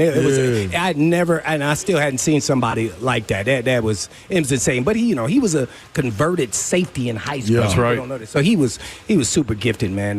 Just hate that he had all those injuries there at the end of the Titans and then with the Eagles. So, but that kind of ended them there. But. Yeah, man. So, are you cautiously optimistic about the quarterback? The quarterback, I it's hard for me because I'm a guy who wants to see guys in pads and really see what he's got. Yep. But I would say he's got. I said this last week that he's got the it factor to him. And I think that's his kryptonite, for most teams. And everybody's talked about his leadership and everything else, but I think he has this moxie and confidence and way about him that people follow.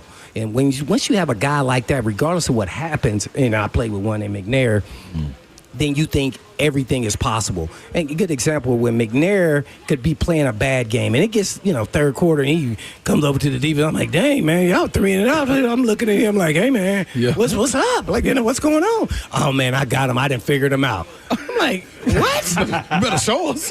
Show me something. Yeah. And then he did it. Yeah. And then after that, it was like the next time he said it, you like, oh, he did it again. Yeah. And again. And then your confidence and your energy level just kind of go to another level when you're saying, dang, man, we playing 100 snaps and they playing 60 snaps. Yeah. So I think he has that it that you can't define it. It's just you got to see it. Now, he's got to go through the rookie mistakes and all of that, but I think he's the guy that can respond to that, and he's a true quarterback mentally. And that's really important. I think certain positions have a DNA and mindset that you have to be successful in the National Football League. And I think he has it because he's going through his progression reads already. Yeah. That's pretty impressive. Yeah. Just that I don't know. Now, if I'm going to just say this, his arm talent, now he can throw from different launch angles, but if we talking about, let's say, who could throw the furthest, Will Levis beat him No every question. time. Yeah. Every time. So that shows you it's not always about the arm talent or how fast somebody is. It's about what they got in between their head and their ears to make them special and different. And he's got that. That's pretty sure. So I'm going to give a prediction. He's going to throw for, if he stays healthy for all 17 games, 3,400 yards, 24 touchdowns, 7-8 picks. I'll accept that all day long. All day. And by the way, the Titans win because everything comes with winning. And to be successful, it ain't even about the playoffs. 7 wins. Okay. 7 wins. I take it 7 and 10. Because he still got to go through his rookie lumps. He gonna make some ding dongery plays, and we're gonna be like, but what? Let's see how he responds to that. Ding dongery plays. Yeah, he because I watched so much film of him. He did the flip just like Will Levis. He did in the game, but he got away with it. He ain't getting away with it in the NFL. That's right. So, but is he gonna learn that first time, and then it's gonna be in the back door? This guy's special between the ears. Blaine Bishop, Hitman. Cover 2, 1-3, 104.5 The Zone with Zach Lyons and Blaine Bishop. Thank you, Hitman. Appreciate it, guys. Appreciate you, All right. guy. More 3 HL coming up. 5 o'clock hour next on 104.5 The Zone.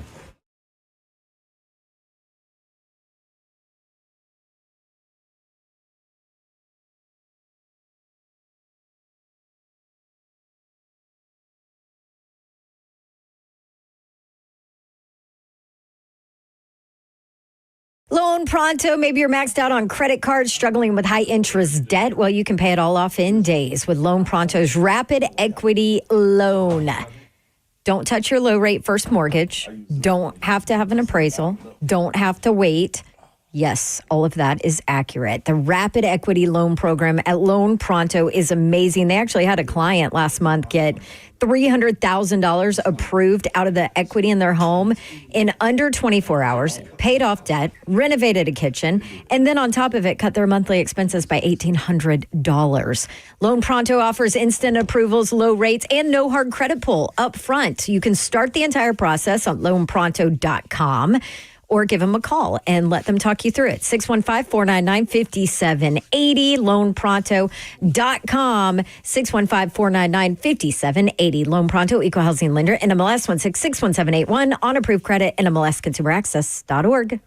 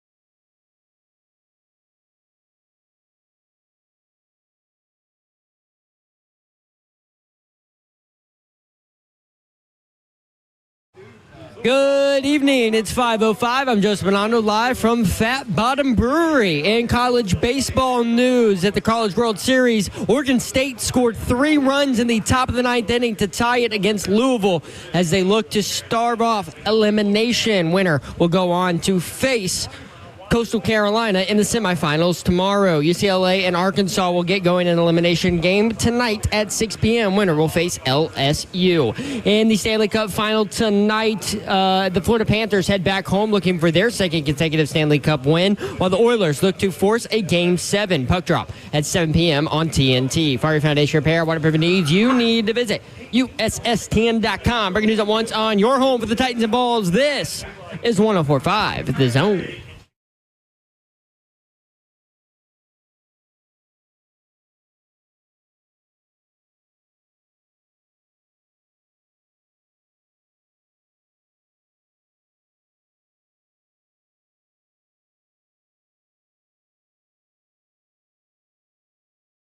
Oh, I love Ross. Ross producing the show back at the studio. Brent Doherty, Ron Slay with you. Mike Check, driven by Two Rivers Ford, the South's most trusted Ford dealer. Broadcasting live at Fat Bottom Brewing Company in the nation. We'll be here until 6 o'clock. And Taylor Zarzar is here meeting with the fans. All the Titans radio crew is here. Stop by and enjoy $4 happy hour drafts from our friends at Fat Bottom. Register between, well, that's done. Titans radio play-by-play man Taylor Zarzar here. How are the meatballs, Slay Dog? Meatballs solid, man. I ain't touching mine, though. At all. There it is. At all. Now, my dog going to come through 9.5 on the meatballs his ass. It's consistency. Yeah. 9.5. Look, you can't give out a 10. I'm not giving out 10. 10 is God level. There you go. 10 is God level. You got to know to know. I keep hearing about 6. I keep hearing about the shoulder from Savage. No, can't let you in on that one, Yor. You won't leave. You won't leave. Yo, this is different. And I got to get my guy Will Lee over, man. I was talking about something and having a gathering, and I was like, you got to invite me over. I was like, damn, I do got to invite you over. Will Lee still ain't made it through the door yet. Yeah. Ramon Foster joins us at the table at Fat Bottom Brewery. There she goes. There's Allison. Everybody put the alcohol away. Other big bosses here. 3HL 104.5 The Zone. It's better this way, Allison. Yes, we're live. she blamed me. See, Savage. Everybody know who to blame. They know what to do. Big Savage. So, mandatory minicamp ends. We got like 4.5 weeks. Yeah. They'll be back out there for training camp. What did you use that time for? Quick vacation if I needed one. Usually we did. Within like a week of breaking, like we probably be going on a vacation by like this Thursday. So we vacation. You got to do it early, right? Because you got to come back. I got to get my foundation back because as much as we lie and say I'm gonna work out every day, lies. You know how vacation. That first day, I ain't gonna lie to you. We've done cruises before, and I'm getting up on that rocky boat, man, and I'm side to side on that elliptical and that treadmill, and then we go do the day, and then the day gets you. And then the drinking gets you. And then the relaxation gets you. And I said, I'm going to get up tomorrow morning probably about 6 or 7. Lies, okay? It is a full reset. But after that, man, get back to the mainland. Usually it is straight training. And it's funny you mentioned what do I do because I text my trainer, man. Shout out to my guy, James Wilson, man. Nobody like him. Savage has been out there with him, too. Mm-hmm. Savage, tell him what we do out there. Oh, it's a real grind. And there's some more extra at the end of it. And that's different. It's silly but here's the thing. So I'm working my boys out now, and I've taken a book out of my guy James' page, okay? Page out of my guy's James' book. And when they thought they were done today, made them run up the hill in my driveway again, man. And then we went and did abs. Because this time of the year, and I'm glad he trained me that way, because more times than not, like the game is more mental than it is physical. Mm-hmm. And I'm preaching and yelling at my boys as I stand at the top of the hill today at my driveway. I was like, this is a mental game. This is not a physical game. If you can survive and be well conditioned, then you're going to be all right as a football player or athlete in general. That's the truth. About right? That is the truth. The physicality ain't no part in it. So all we did, man, was run. All we did was lift. I probably went heavy weights, Mayor, for about the first 3 weeks. And that last 2 weeks, we going to stretch. We're going to do the small muscles, and we're going to taper back on the running just a little bit. Probably do more running. Well, I'll taper back on the weights. Probably do more running to prepare for the conditioning test in the first 2 weeks. Yeah. And then we shut down for the weights for the most part, just maintenance at that point. Could you tell when teammates like didn't do anything while they were having a break? I can say yeah, but it's weird though because here's the thing: most small dudes can run like deer, like no matter what. But when it comes time for pressure. Like, I've seen guys that I know can run like deer, or what's a long-running animal, Bert? Bert, what's a long-running animal that don't get tired? A Will Bowling. A giraffe. A Will Bowling. A giraffe. Run like a cross-country guy, right? But as soon as you put them on the clock, and they got to run 100 yards in like 15 seconds. I've seen guys' backs locked up. I've seen guys just couldn't finish the conditioning test. And as they trick themselves mentally into thinking it's more than what it is, like, no, you've laid down the foundation. I'm talking to my boys today about this. I'm a cerebral athlete is what I say most times. You get the athleticism after the fact. But I'm telling them, like, look, when it comes down to your performance, if you've checked every box as far as your training, your stretching, your mindset, by the time you go do the job, it's easy. Yeah. I was like, you know why people are scared to compete? Because they know they haven't done the things they're supposed to. Go. That's why the anxiety is there. Like, I do think there's a component of anxiety in it. But like, if I've checked every box, which is why I loved when my guy killed me during training. Because I knew, look, I'm probably going to get got 1 or 2 times. But I know what I did and the foundation we laid down. I'm going to win more times than you get me. It's all cerebral. Ain't no question about it. That part right there, like a lot of people don't understand. They start talking about the mental part of the game, and that's half of the game. It is, but you don't even get the opportunity to get to the mental part of the game if you don't make it through the preseason or the conditioning and all that. Yeah. So it's much more to be in shape. If you go in shape, and I saw this plenty of times, if you go – because I used to come in out of shape. But you had that luxury because you laid down the foundation. Exactly. But understand this. If you come in shape, man, it's understood that you're going to beat somebody out. Yeah. Anybody that got invited, I promise you somebody's slacking. And if you can just make it through conditioning, and that means not that day, but the third day when you got to get back up, go get your ice and get back out there and do it the third day before you get that break, then everybody – people getting nagging injuries, they back hurting, they hamstring. Mind tricks on themselves. No, dog, you get that done and you're gonna be fine. So the mental part of it is where it's at, Drew. So I love it. My co-host Will Bowl and I did an exercise this morning. We're talking about roster locks, and here's what also happens when you got 90 people in camp. 90 people in camp means there's number counting. And guys will play that trick on themselves more times than not. So we counted, I think, in my opinion, 40 locks for this team. And it's 13 spots left. So when Savage talk about, like, can you handle, I lost on Tuesday. We got a day off on Wednesday. Yeah. Thursday, somebody got to die. They got to. They got to. And you go deliver. No, Mayor, hear me out. Like, I love it. I've gotten got. And Coach put me up on the board, and I'm saying to myself, you about to go buy like a casket. Somebody got to go. That'd be the last damn time you put me up there, and you mean it. Like, people say you sell wolf tickets. Yeah. Like, you sell wolf tickets. Like, no, you got to go actually mean it and go deliver it and know that you prepared yourself in a way to go deliver the goods. Like, that's the beauty of it. That's why I love training camp. Ain't nothing like it. But real quick, before we take our break, we had an opportunity. Are we doing that today? Yeah, we're doing something. Okay. Right, we got to get caught up at some point. All of our bosses are standing here. This is the thing, dog. When the USA team went over and they played against Italy, Italy beat them and came second and won the silver that year. We had to sit. We were in the mountains at that time and had to sit and watch that. 2 weeks in the mountains. All we had is one TV, so we all had to share it. So when we would go in and talk about scrimmaging the next day, everything that they did and all that talking they did in front of the TV, USA is not this. I said, now y'all understand this, don't you? Y'all know this ain't that and you ain't them. So y'all finna get it every single. Our coach called us in. Me, Randolph Childress, Joby Thomas. Coach called us in and said, hey, listen. I understand what happened. I understand they was talking. But y'all can't disrupt the practice. We said, Coach, we going 3. You can put 3 on 5. Yeah. We about to murder these dudes out here. Boy, hey, man, that was the first time Coach ever called practice in training camp, dog. We was on their neck. So we fought USA. I love that. Mr. Ballin on YouTube. Coach Foster. He coaches my middle school team. Hey, there we go. Yes, there you go, Mr. Ballin. Hey, tell them they're going to have to get to it this fall.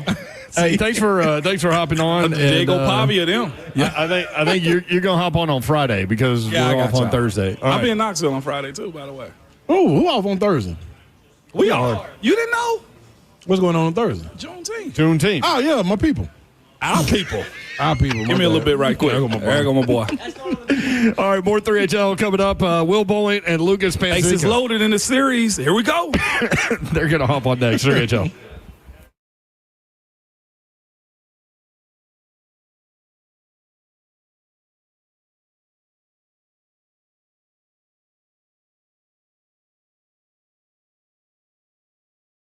I want to tell you about my friends at eSpaces, man. If you get distracted working in your office area, wherever that is, these guys have all kinds of opportunities for you, long-term, short-term, day of whatever you need, eSpaces. There are about to be 15 locations, 2 new Middle Tennessee locations opening this July. Cool Springs at Corporate Center, Brentwood at City Park. eSpaces.com is the website, and you can see all of the 15 locations online, and you can see what they do. eSpaces redefining co-working with exceptional offices for every business. 2 new Middle Tennessee locations opening in July, as I mentioned, in Cool Springs, 1 in Brentwood. Designed for entrepreneurs, teams, and established professionals, featuring private offices, team suites, meeting rooms that are fully equipped, 24/7 access, flexible terms, beautiful professional spaces that are move-in ready. Whether you can hear Bert, can't you?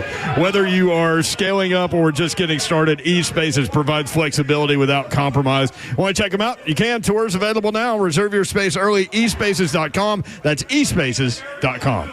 All right, y'all. I got an important message from my good friends over at Bart Durham Injury Law. Now, some lawyers, they get out there and chase ambulances.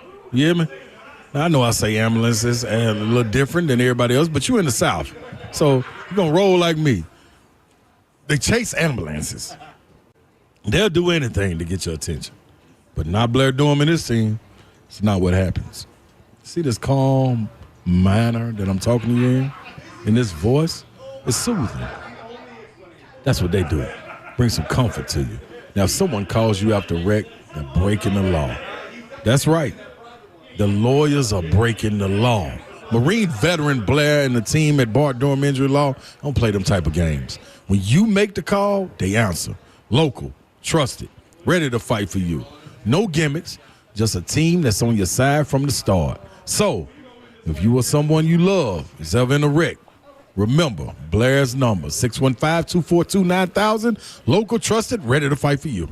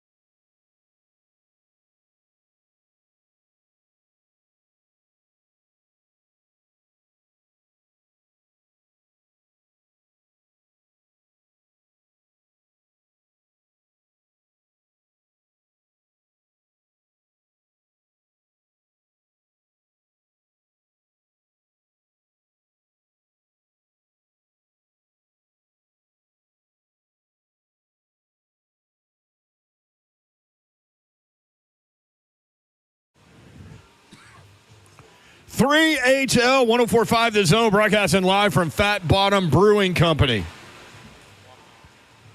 Louisville just beat Oregon State. Spoiler alert. I guess I should have said that first. In the College World Series. No, there ain't no spoiler. It's live. It's live TV. Louisville wins 7-6, walk-off in the ninth inning in an elimination game. Oregon State had fought back to tie it with 3 runs in the top of the ninth to tie it at 6. My man loads the bases with nobody out, gets pulled, goes in the dugout, throws his glove, throws his hat. They get a strikeout to get 1 out. Then what happens, F? I don't know. I missed it. Dynamite drop his body. I just saw the Louisville player laying at home, and everybody else was running out in the outfield. Here, let's back it up. Blocking the camera. Oh, it looked like a single out to center. That wasn't King up the bat, was it? I don't know. King Dunlap? No. No. This is no. All right, I need the play by slay. No, this right here. I'm trying to see who it is batting though, because fly ball. Oh, they were playing in. Fly ball the middle, yup. It doesn't matter. Yup. That was enough to get him now. He took off late, too. He could have walked home. You see how deep that ball was? He wanted to make he sure. could have said, okay, that's real. All right, Louisville. College World Series, man. It's fun. It is fun. I'm going to be real. Even if your team not in, it's some good baseball. So, Mike Check, driven by Two Rivers Ford, the South's most trusted Ford dealer. We've had fun today with a bunch of the Zone people. Rhett Bryan hopped on, Taylor Zarzar, who was here meeting with fans at Fat Bottom Brewing Company in the Nations. Big Boss Bert and Zach Lyons hopped on. That was fun. Hitman. Story time with Hitman. Talking about how much of a freak the freak was and how fast he was, that he could run past defensive backs. Yep. And Hitman said, I saw him run past Samari Roll, and Samari rolls faster than me. So I said, hey, man, if you get even with me on the practice field don't do it, or start to pass me, you're going to get clipped. Yeah, don't do it. And he was serious. Yeah, that's competitive nature right there. Don't do that to me, dog. Absolutely love it. Will Bowen and Lucas Panzica will hop on here in just a little bit. They have started the Titans radio presentation inside the VIP room. We're sitting outside where all the rain is. Yes, it is definitely out here still. It is definitely out here still. I have not heard this. This is Diego Pavia on Bussin' with the Boys. Check out their podcast. Taylor Lewan is going to hop on with us in studio at future. Did my mic? Yeah, you back. It did. I'm back. Yep. I haven't heard this. Diego Pavia talking about the Big Ten. Hit it, Ross. To leave and go somewhere else. leave. What conference? SEC. Checks out. Ooh, in conference. In conference. Any Big Ten teams Transfer. trying to get you? You want to play with the best. You don't want to play with the Big Ten. Some cats, man. You ignore those The calls. last 2 national titles. I know. Your era. You ignore Your those era. calls. You know that. The whole You time. ain't ignoring these calls. But you bro. got to think about this too. The SEC is like nothing. Like, okay, the Big Ten, you have like Ohio State, Oregon, It's Michigan. Penn State, Penn State. Yeah. Okay. Arguably after this year, Nebraska. Yeah, we will see. I'll finish that sentence. Yeah. But like We just gotta beat but Iowa. like the We gotta beat Iowa. SEC, you got all dogs. So like you really only have 4 games a year. Like the SEC, it's like week after week after. Like you're gonna get beat on. Like the Big Ten, you ain't gonna get beat on with like the Purdue, You can nod all you Nebraska. want. Like that's a bullshit comment. Like a week after week. Like that's real though. He's standing on it. Oh, no, I love it. They kept coming at him. I love it. Yeah, but that's what everybody's been saying. So Taylor Lewan and Will Compton, they just got to accept it. It is what it is. Last 2 national champions, a good argument just for that part of it. That's really good. That's what I would say. Heck yeah. Great. Finally. Welcome to the party. That's what we said. Welcome to the party, pal. But then we'll keep on trying to throw Nebraska in there. Come on, dog. Like, y'all walking through the same dark ages we left. Y'all still in there. We ain't seen y'all come out here. We keep looking back at the cave to see if y'all done made y'all way out. Y'all haven't. It's Nebraska and Aaron Rodgers in the same like, cave. come on, dog. Get out. I will say that you know how I love to look at these like way too early top 25s. Mm-hmm. I've seen Nebraska in them. Listen, man. They've been holding on to the Tommy Frazier. They've been holding on to Tommy Frazier legacy for so long, man. Exactly. They've been holding on so long to that, man. Let that man rest, man. What's my man that was the cold-blooded running back? Ended up going to the Rams. Lawrence Phillips. Lawrence Phillips. R.I.P. Good gosh. Boy, that team, until that LSU team, That was the best team. I always said that was the best team I ever saw. That was 95 Nebraska. They blew the crap out of everybody, including Florida in the bowl game, and they put up 62 on them. That was different, man. That was a different group right there. So yeah, hold on to that, Will. Like the other stuff, let it go. So part of that comment that got kind of cut off at the beginning, but what led into that was asking how much he was getting offered to transfer from Vanderbilt to another SEC school. $4.5 million. $4 to $4.5 million. What SEC school do you think it was? I would say Auburn or I bet it was Kentucky or Ole Miss. Ooh, Kentucky's a good one. Kentucky is about to lose their. I mean, Mark Stoops is in trouble. That's a lot for Kentucky, though, man. I know they got their bread. That is a lot for Kentucky. But I was just starting to think like which coach is in trouble, which job is open. Like Arkansas. I think now though. Ooh. No, they got Taylor Green. He's coming back. Yeah. Taylor Green left. No. He's got one more year. No. I thought he transferred. No, that's my boy. My boy transferred to UCF, right? Remember the big hand? Golly, what's my boy name with the KJ Jefferson? That's the one that transferred. Yeah, Taylor Green's got one more year. Yeah. But Trino went and got him. Remember, he was telling us the story. We put him in the boom room and everything. Yeah, I know, but I just I could have sworn I just saw another roster with him on it. No. Ain't no way they leave. Hey, remember how tall he was? Yes. Man, long. He said he was 6'6", but he was taller than that. He almost passed Slay. He probably was past me. I know. He didn't want to be listed taller than that. Yeah, but I'd say at Ole Miss. Because they knew they were going to lose Jackson. See, Ole Miss is because they got Austin Simmons, who's a transfer out of I can't remember, but smaller school. Yep. Smaller school. So I could definitely see Lane offering Pavia that. Oklahoma or no, Lane likes the guy he's got. Yeah, the Austin Simmons dude. Yeah, yeah, but he's supposed to be like the most brilliant kid ever invented. Is that a sentence? The lead most brilliant kid ever invented. Write that down. That's a bingo card grade or something. Like this guy's genius level smart. This dude. Okay. What's his name? Austin Simmons. I believe. That guy. Yeah. Simmons. Yeah. So, a lot of talk about Ja Morant get traded. We were talking about the NBA earlier. Obviously, Oklahoma City wins Game 5. Did they win Game 6 in Indiana? Do you think? I've been saying this since the beginning. OKC in 6. No way I can go back on it now. That is definitely true. Well, Chris Vernon show in Memphis, Grind City Media. They were talking about Ja Morant's tweets, where I guess somebody was talking about Morant going somewhere else or something, and Morant took to Twitter. And so this is Grind City Media. Chris Vernon is the first voice you hear. I think Tony Allen is involved, talking about this. Check it. Spokesperson. Put up the tweet, Jalen. Put the tweet up. I think that's what's going on. It has obviously hurt Ja Morant. Put the tweet up, Ja. Yeah, 12. Talking about the Grizz more than the finals with these cap-ass sources. Instead of focusing on the performances we've seen from J-Dub, Shea, TJ Siakam. By the way, shout out for him mentioning TJ. How this series is going. We're saying something negative about a city team on a national level, and I'm going to be in that 901 source me. Yeah, Solitaire Steve. Read that. Hey, I ain't gonna lie, John, that was gangster. I don't really condone a lot of this tweeting and on all that, That's cap, but okay. He stood on the end for that. I like that. Yeah, I like immediately, bro. I mean, John, that's I like that. He literally has a Grizzlies logo tattooed on his back. So that kills all the noise, and that kills all the noise of them saying they trying to get little bro up out of here. Should the Grizzlies trade Ja? You get what I'm saying? He shut. He killed. He killed two birds with one stone. That's where no business. That's where. Here's the question: did he really kill anything by tweeting about it?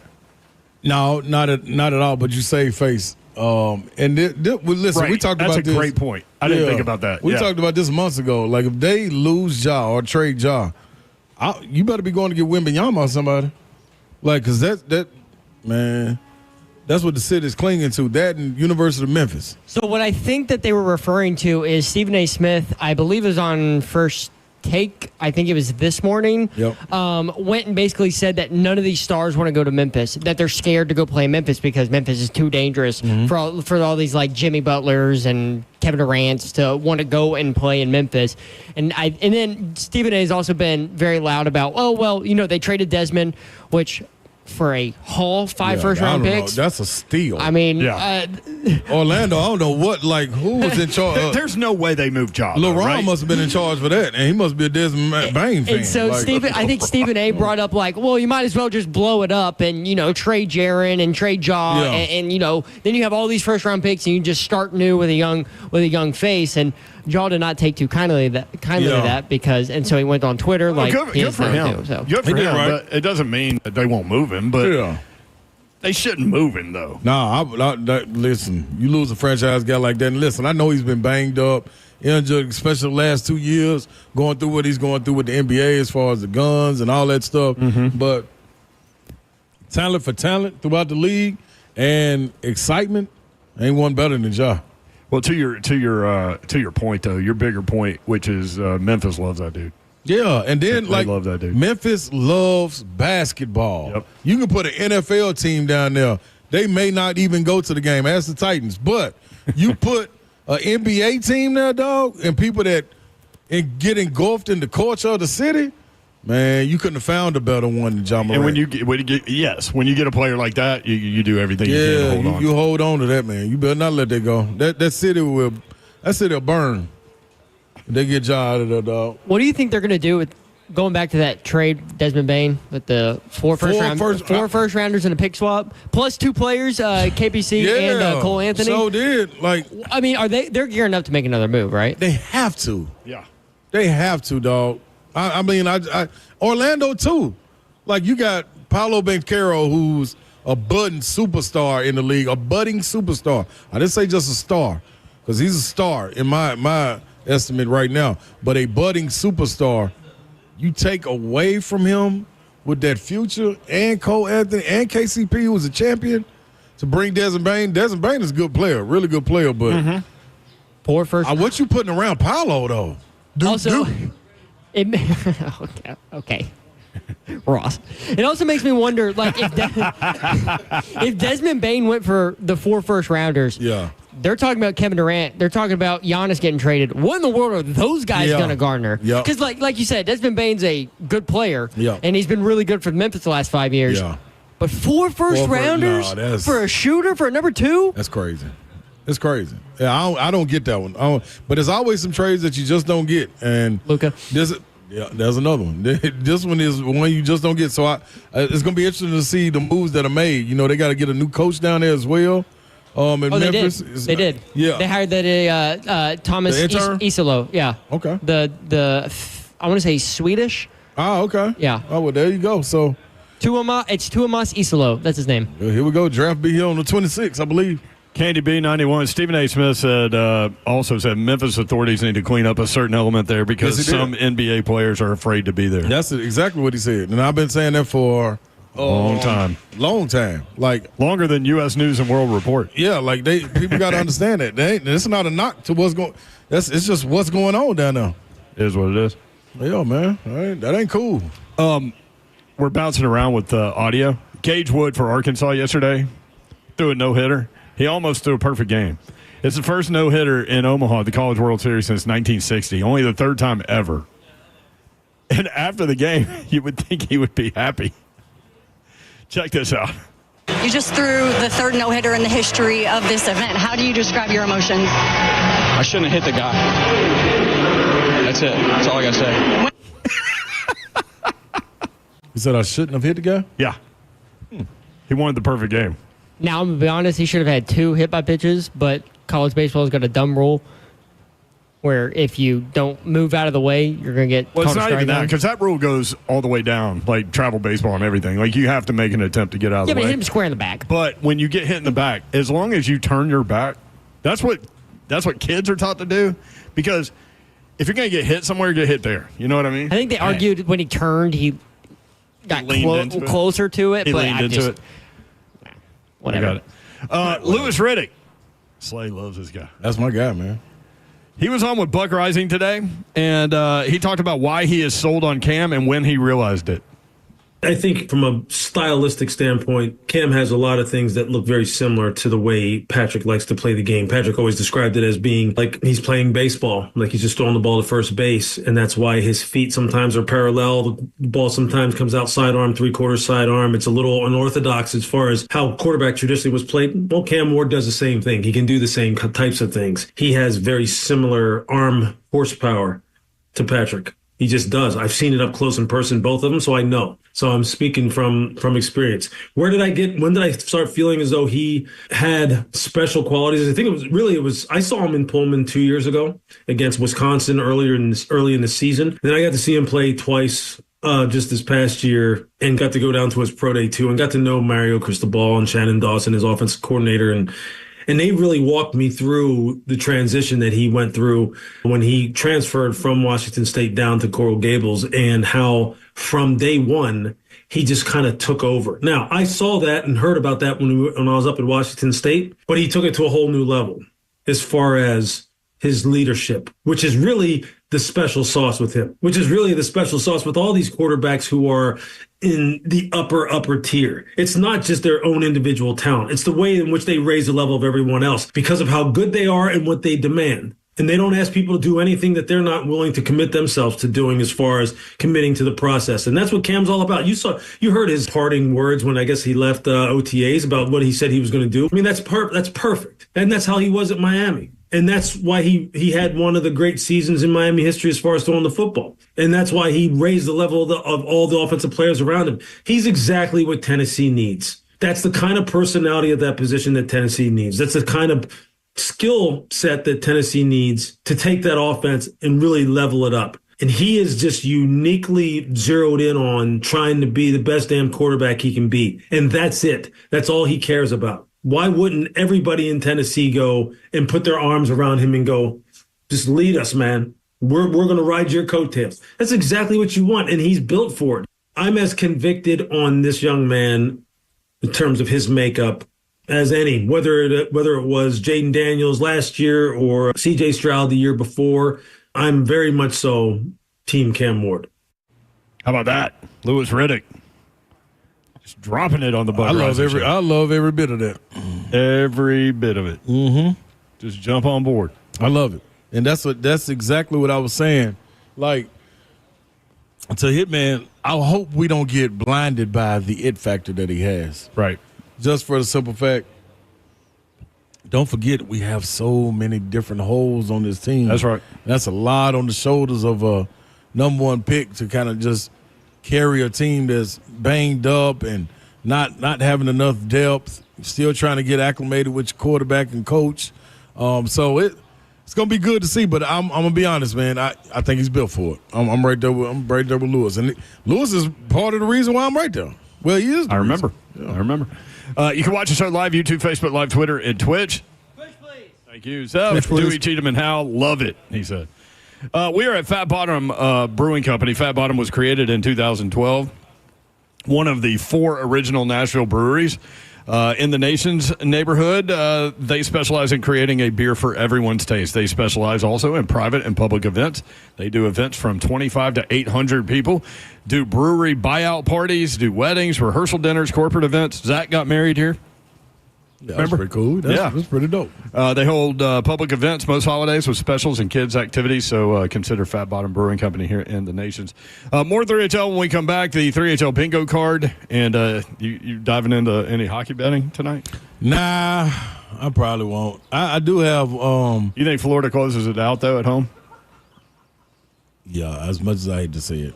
I think so. I wanted Edmonton. I like that Edmonton team. I did too. But they did win in Florida. Yes, they did. Also, do you guys know where the Florida Panthers play? Where? Like, somebody asked me that the other day, and I was like, man, you could tell me Jacksonville, you could tell me Miami, you could tell me Orlando. I have no idea. Sorry, hockey guys. Sunrise, Florida, just west of Fort Lauderdale. Never. I mean, right at the Everglades. Wow. Maybe, okay. Give them another chip down there. So, yeah, Florida Panthers, good name for them. Yeah. I mean, there are Panthers in the Everglades. It got to be. There's everything in the Everglades. I wouldn't call That's a wild place, man. I wouldn't call them the Sunrise Panthers. Yeah. There was a value jet that went down in the Everglades. Man, you survived that wreck. You had a lot more to worry about. RIP. Too soon? I believe so. We'll be right back.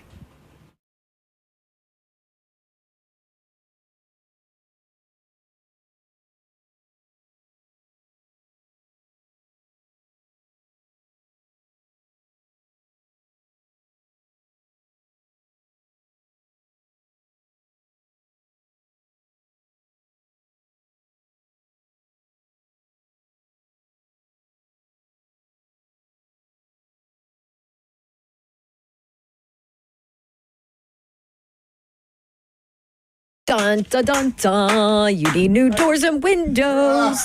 Yes, you do. Pella Windows and Doors of Nashville. That's who you need to call. I did all the research for you because my rental property, the windows were collapsing in, and I had no choice but to put in new windows and doors. And so I went through every single company you could utilize here in Nashville, and out of all of them, Pella Windows and Doors of Nashville was my absolute favorite, and they have been phenomenal to work with.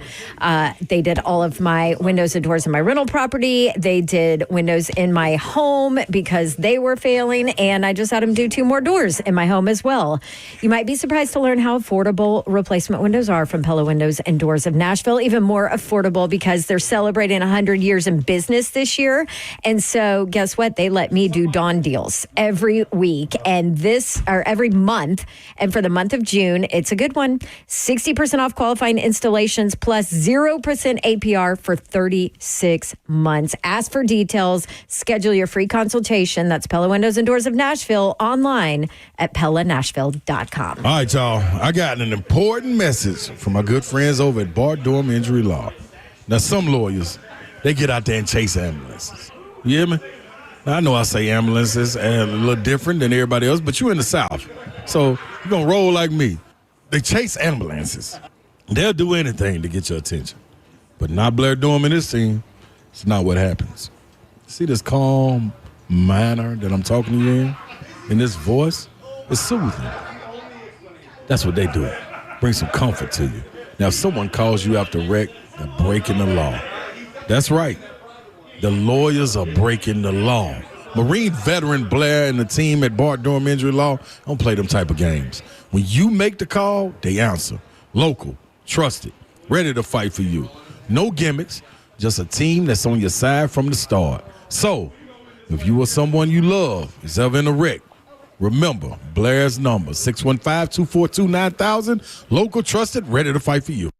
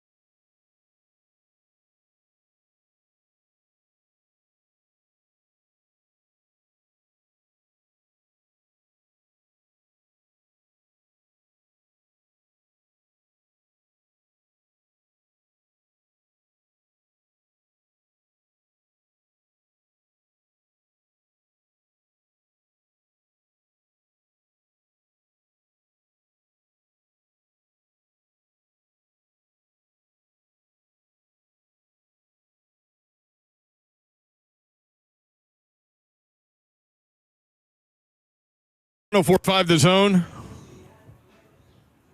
Brent Doherty, Ron Slay. Yo. Babsy will be back tomorrow. Welcome back, Babsy. Will she have some stories from Vegas, you think? She ain't got no choice but to have some. She won at least twice on Black 35. I told her to play that. And $400 on penny slots. Yes. She did tell me she lost that 400 though. Oh, well, never mind. But she said it took her 2 hours. I said, that's pretty good. Yeah. Well, we can't wait to hear your stories, Babsy, when you get back. How about that? Do we know what casinos she went to? I do not. I know no details of this thing. I guess we'll find out tomorrow. We will. Although she made hats for the group. It was three couples that went. What did the hat say?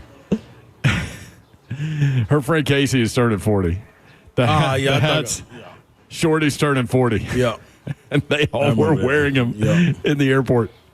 I remember that. Babs. Good job, Babsy. She's so festive. Oh, she's into it. If it's an event or something, or a Disney trip, everybody's wearing the same thing. I'm surprised she doesn't make one for us when we go on trips. Yeah. Hey. Oh, wait, yeah. She's not listening right now, so we're good. Let that lie. We're good. Let that lie. You're right, my bad. Let the dog lie. Stanley Cup Final Game 6 is tonight. Florida can close out Edmonton should they win. 7 o'clock on TNT. Florida a minus 155 favorite. They play in Sunrise, Florida, which I just mentioned, west of Fort Lauderdale. Justin Hawkins, producer on the morning show, said take the over. Said he's hit it 5 times in a row. He says that every game. I know. Tried to say, no, I'm addressing Friday. I'll wait on it. No sneak peek? No sneak peek? Nah, not on this one. We'll wait on it. Yeah, he need to feel this one. See, because what they got to realize is Savage is the person that always starts it. But Savage is, if you ever seen the movie Boys in the Hood at the end when they're going to get revenge for Ice Cube, who plays Doughboy, his brother Ricky getting killed. Mm-hmm. Trey is Savage. So played by Cuba Gooding Jr., he jumps in the car and rides off with him, and then halfway down the street, halfway on their little mission to go get revenge, he says, let me out the car. Mm-hmm. Doe stops, lets him out the car, and they continue to go on the mission. Not worried about what the consequences may be, but Savage he's Trey. And I say that because he always gets it started, and then he jumps out and laughs at the guys that's going to be going in the mission against me. So Jayhawk's going to have to learn the hard way. I'm going to have to get Jayhawk on this one. But so John Singleton directed that film, and it is incredible. And that scene you're talking about with Furious back at the home, mm-hmm. as he's got those 2 steel balls in his hand. The weighted balls, yep. Yes, moving around. That is such a cool shot where it's just like tight focused on that, and you can hear the sound of it. Mm-hmm. And then Trey makes the right decision. That's an excellent movie. Yeah. Oh, one of the best ever. Yeah. When I was at Blockbuster Video back in the day, see kids, they used to have these things called movies on VHS. They did. And we would rent them at Blockbuster Video in Belmead. And I had my Brent's Picks or whatever. You had Brent's Picks? Yeah. Like all the employees had like a shelf and you put your favorite movies on there. Yeah. Yeah. And so I had Clue. I had When Harry Met Sally. I had Boys in the Hood. I had Fargo. And I forget what the 5th one was. Brent's Picks. Did you change them each week? I think it was Scarface and Godfather. Those were the 6. Great ones. Yeah. Would you change them weekend to weekend? It'd take a lot for me to change it. Okay. But yeah, Very, you got highly honored list right there. Yeah, I know, right? Brent's Like Picks. some of you got to keep people guessing. That's why we do the show the way we do. Well, one reason. Like it a lot. I like it a lot. You can always watch the show live. YouTube, Facebook Live, Twitter, and Twitch. Twitch, please. Good place to be. We appreciate the fine people at Fat Bottom Brewery Company. They have a tremendous outdoor space with like umbrellas and picnic tables, and they're always doing events here. There's a lady with a dog running around. Very, very cool. I mean, I'm just describing what I'm seeing. I don't know. Live radio. The dog running. They're not both running around. That would be something. That would be. Also, Bob, you okay? I saw you just slip a minute ago again. Yeah, it looked like you slipped. A bird was attacking Bob. You got hit by a bird? I love when Bob almost. Get It's the happened. It's about 3 times since the show started. Like, 3 times? Like birds nearly flying at my head. What is going on here? Attacking Bob. I don't know. Hey, you know what? Real quick though, hold on. Get a little bite, Mop. Get the bite. Bob, you were on hold the other day. What were you gonna call in to say, Bob? Oh, we actually were gonna come to you after that you break. hung up, We had a discussion. Oh, Zeph hung up. Good job, Zeph. Oh, Zeph accidentally hung up. But we were gonna come to you. We had to get it passed through Babs though. Really? Yeah. Wait. Bob, you went to your phone. Did you write this down on your phone? What you was gonna say? No. Oh, okay. Remember, I texted it to you. So what happened? Oh, that's right. What had happened was it was the Cam Ward story. The whole thing about him cursing and everything. Yeah. And I said that there were four groups of people. Now, Bob, you know this got to be good before you run with it because this is like days later. And we're about to be out of time. Yeah. Right. So 4 groups of people who swear more than anybody that I've ever been around. Talk show hosts. Athletes. Current and former military personnel. Military, okay. Yeah. Former and current. Yeah. Both. Jaded journalists. And me last Tuesday. Why were you cursing? Because I got home about 11 at night. I was meeting somebody for late dinner. It's about 11 p.m. and I'm getting home, and around my house the outside lights do not work. There are no street lights, so it's pitch black. And had I not had my phone light on, I would not have seen the skunk that was just chilling at the bottom of the steps. So all of the 4-letter words came out of my mouth in that moment. I don't think the skunk speaks profanity. It doesn't matter to me. That's the one thing that I can't handle in this life. I can't handle skunks. So what happened, Bob?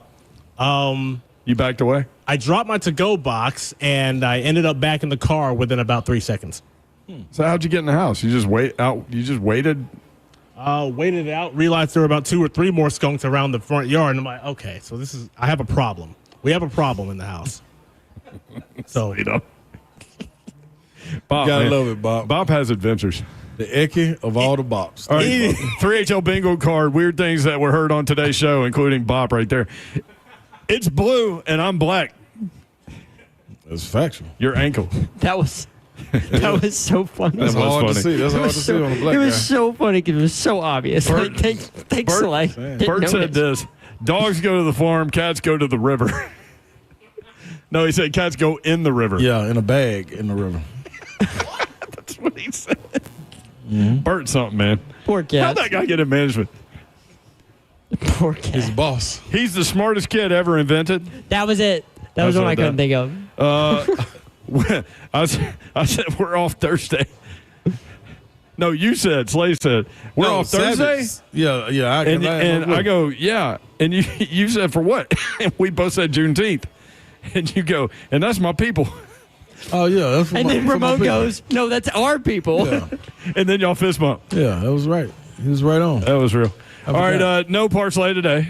No parsley needed. Parsley will return on, well, we're not here Thursday. You have a winner for the hockey game tonight? I get one Wednesday. No, I ain't. I'm going to say Florida, but I wish Edmonton. So go Game 7? Do what it would. Yeah, there you go. Nothing like Game 7s. Really appreciate you guys, including us in your day and in your lives. We do not take that for granted, nor do we take that lightly. Hope you feel that. Have a great night. Good night. God bless. See ya. Wouldn't want to be you unless, I guess you was the lady with the dog running around. I guess. That lady's running around. Dog's chasing her.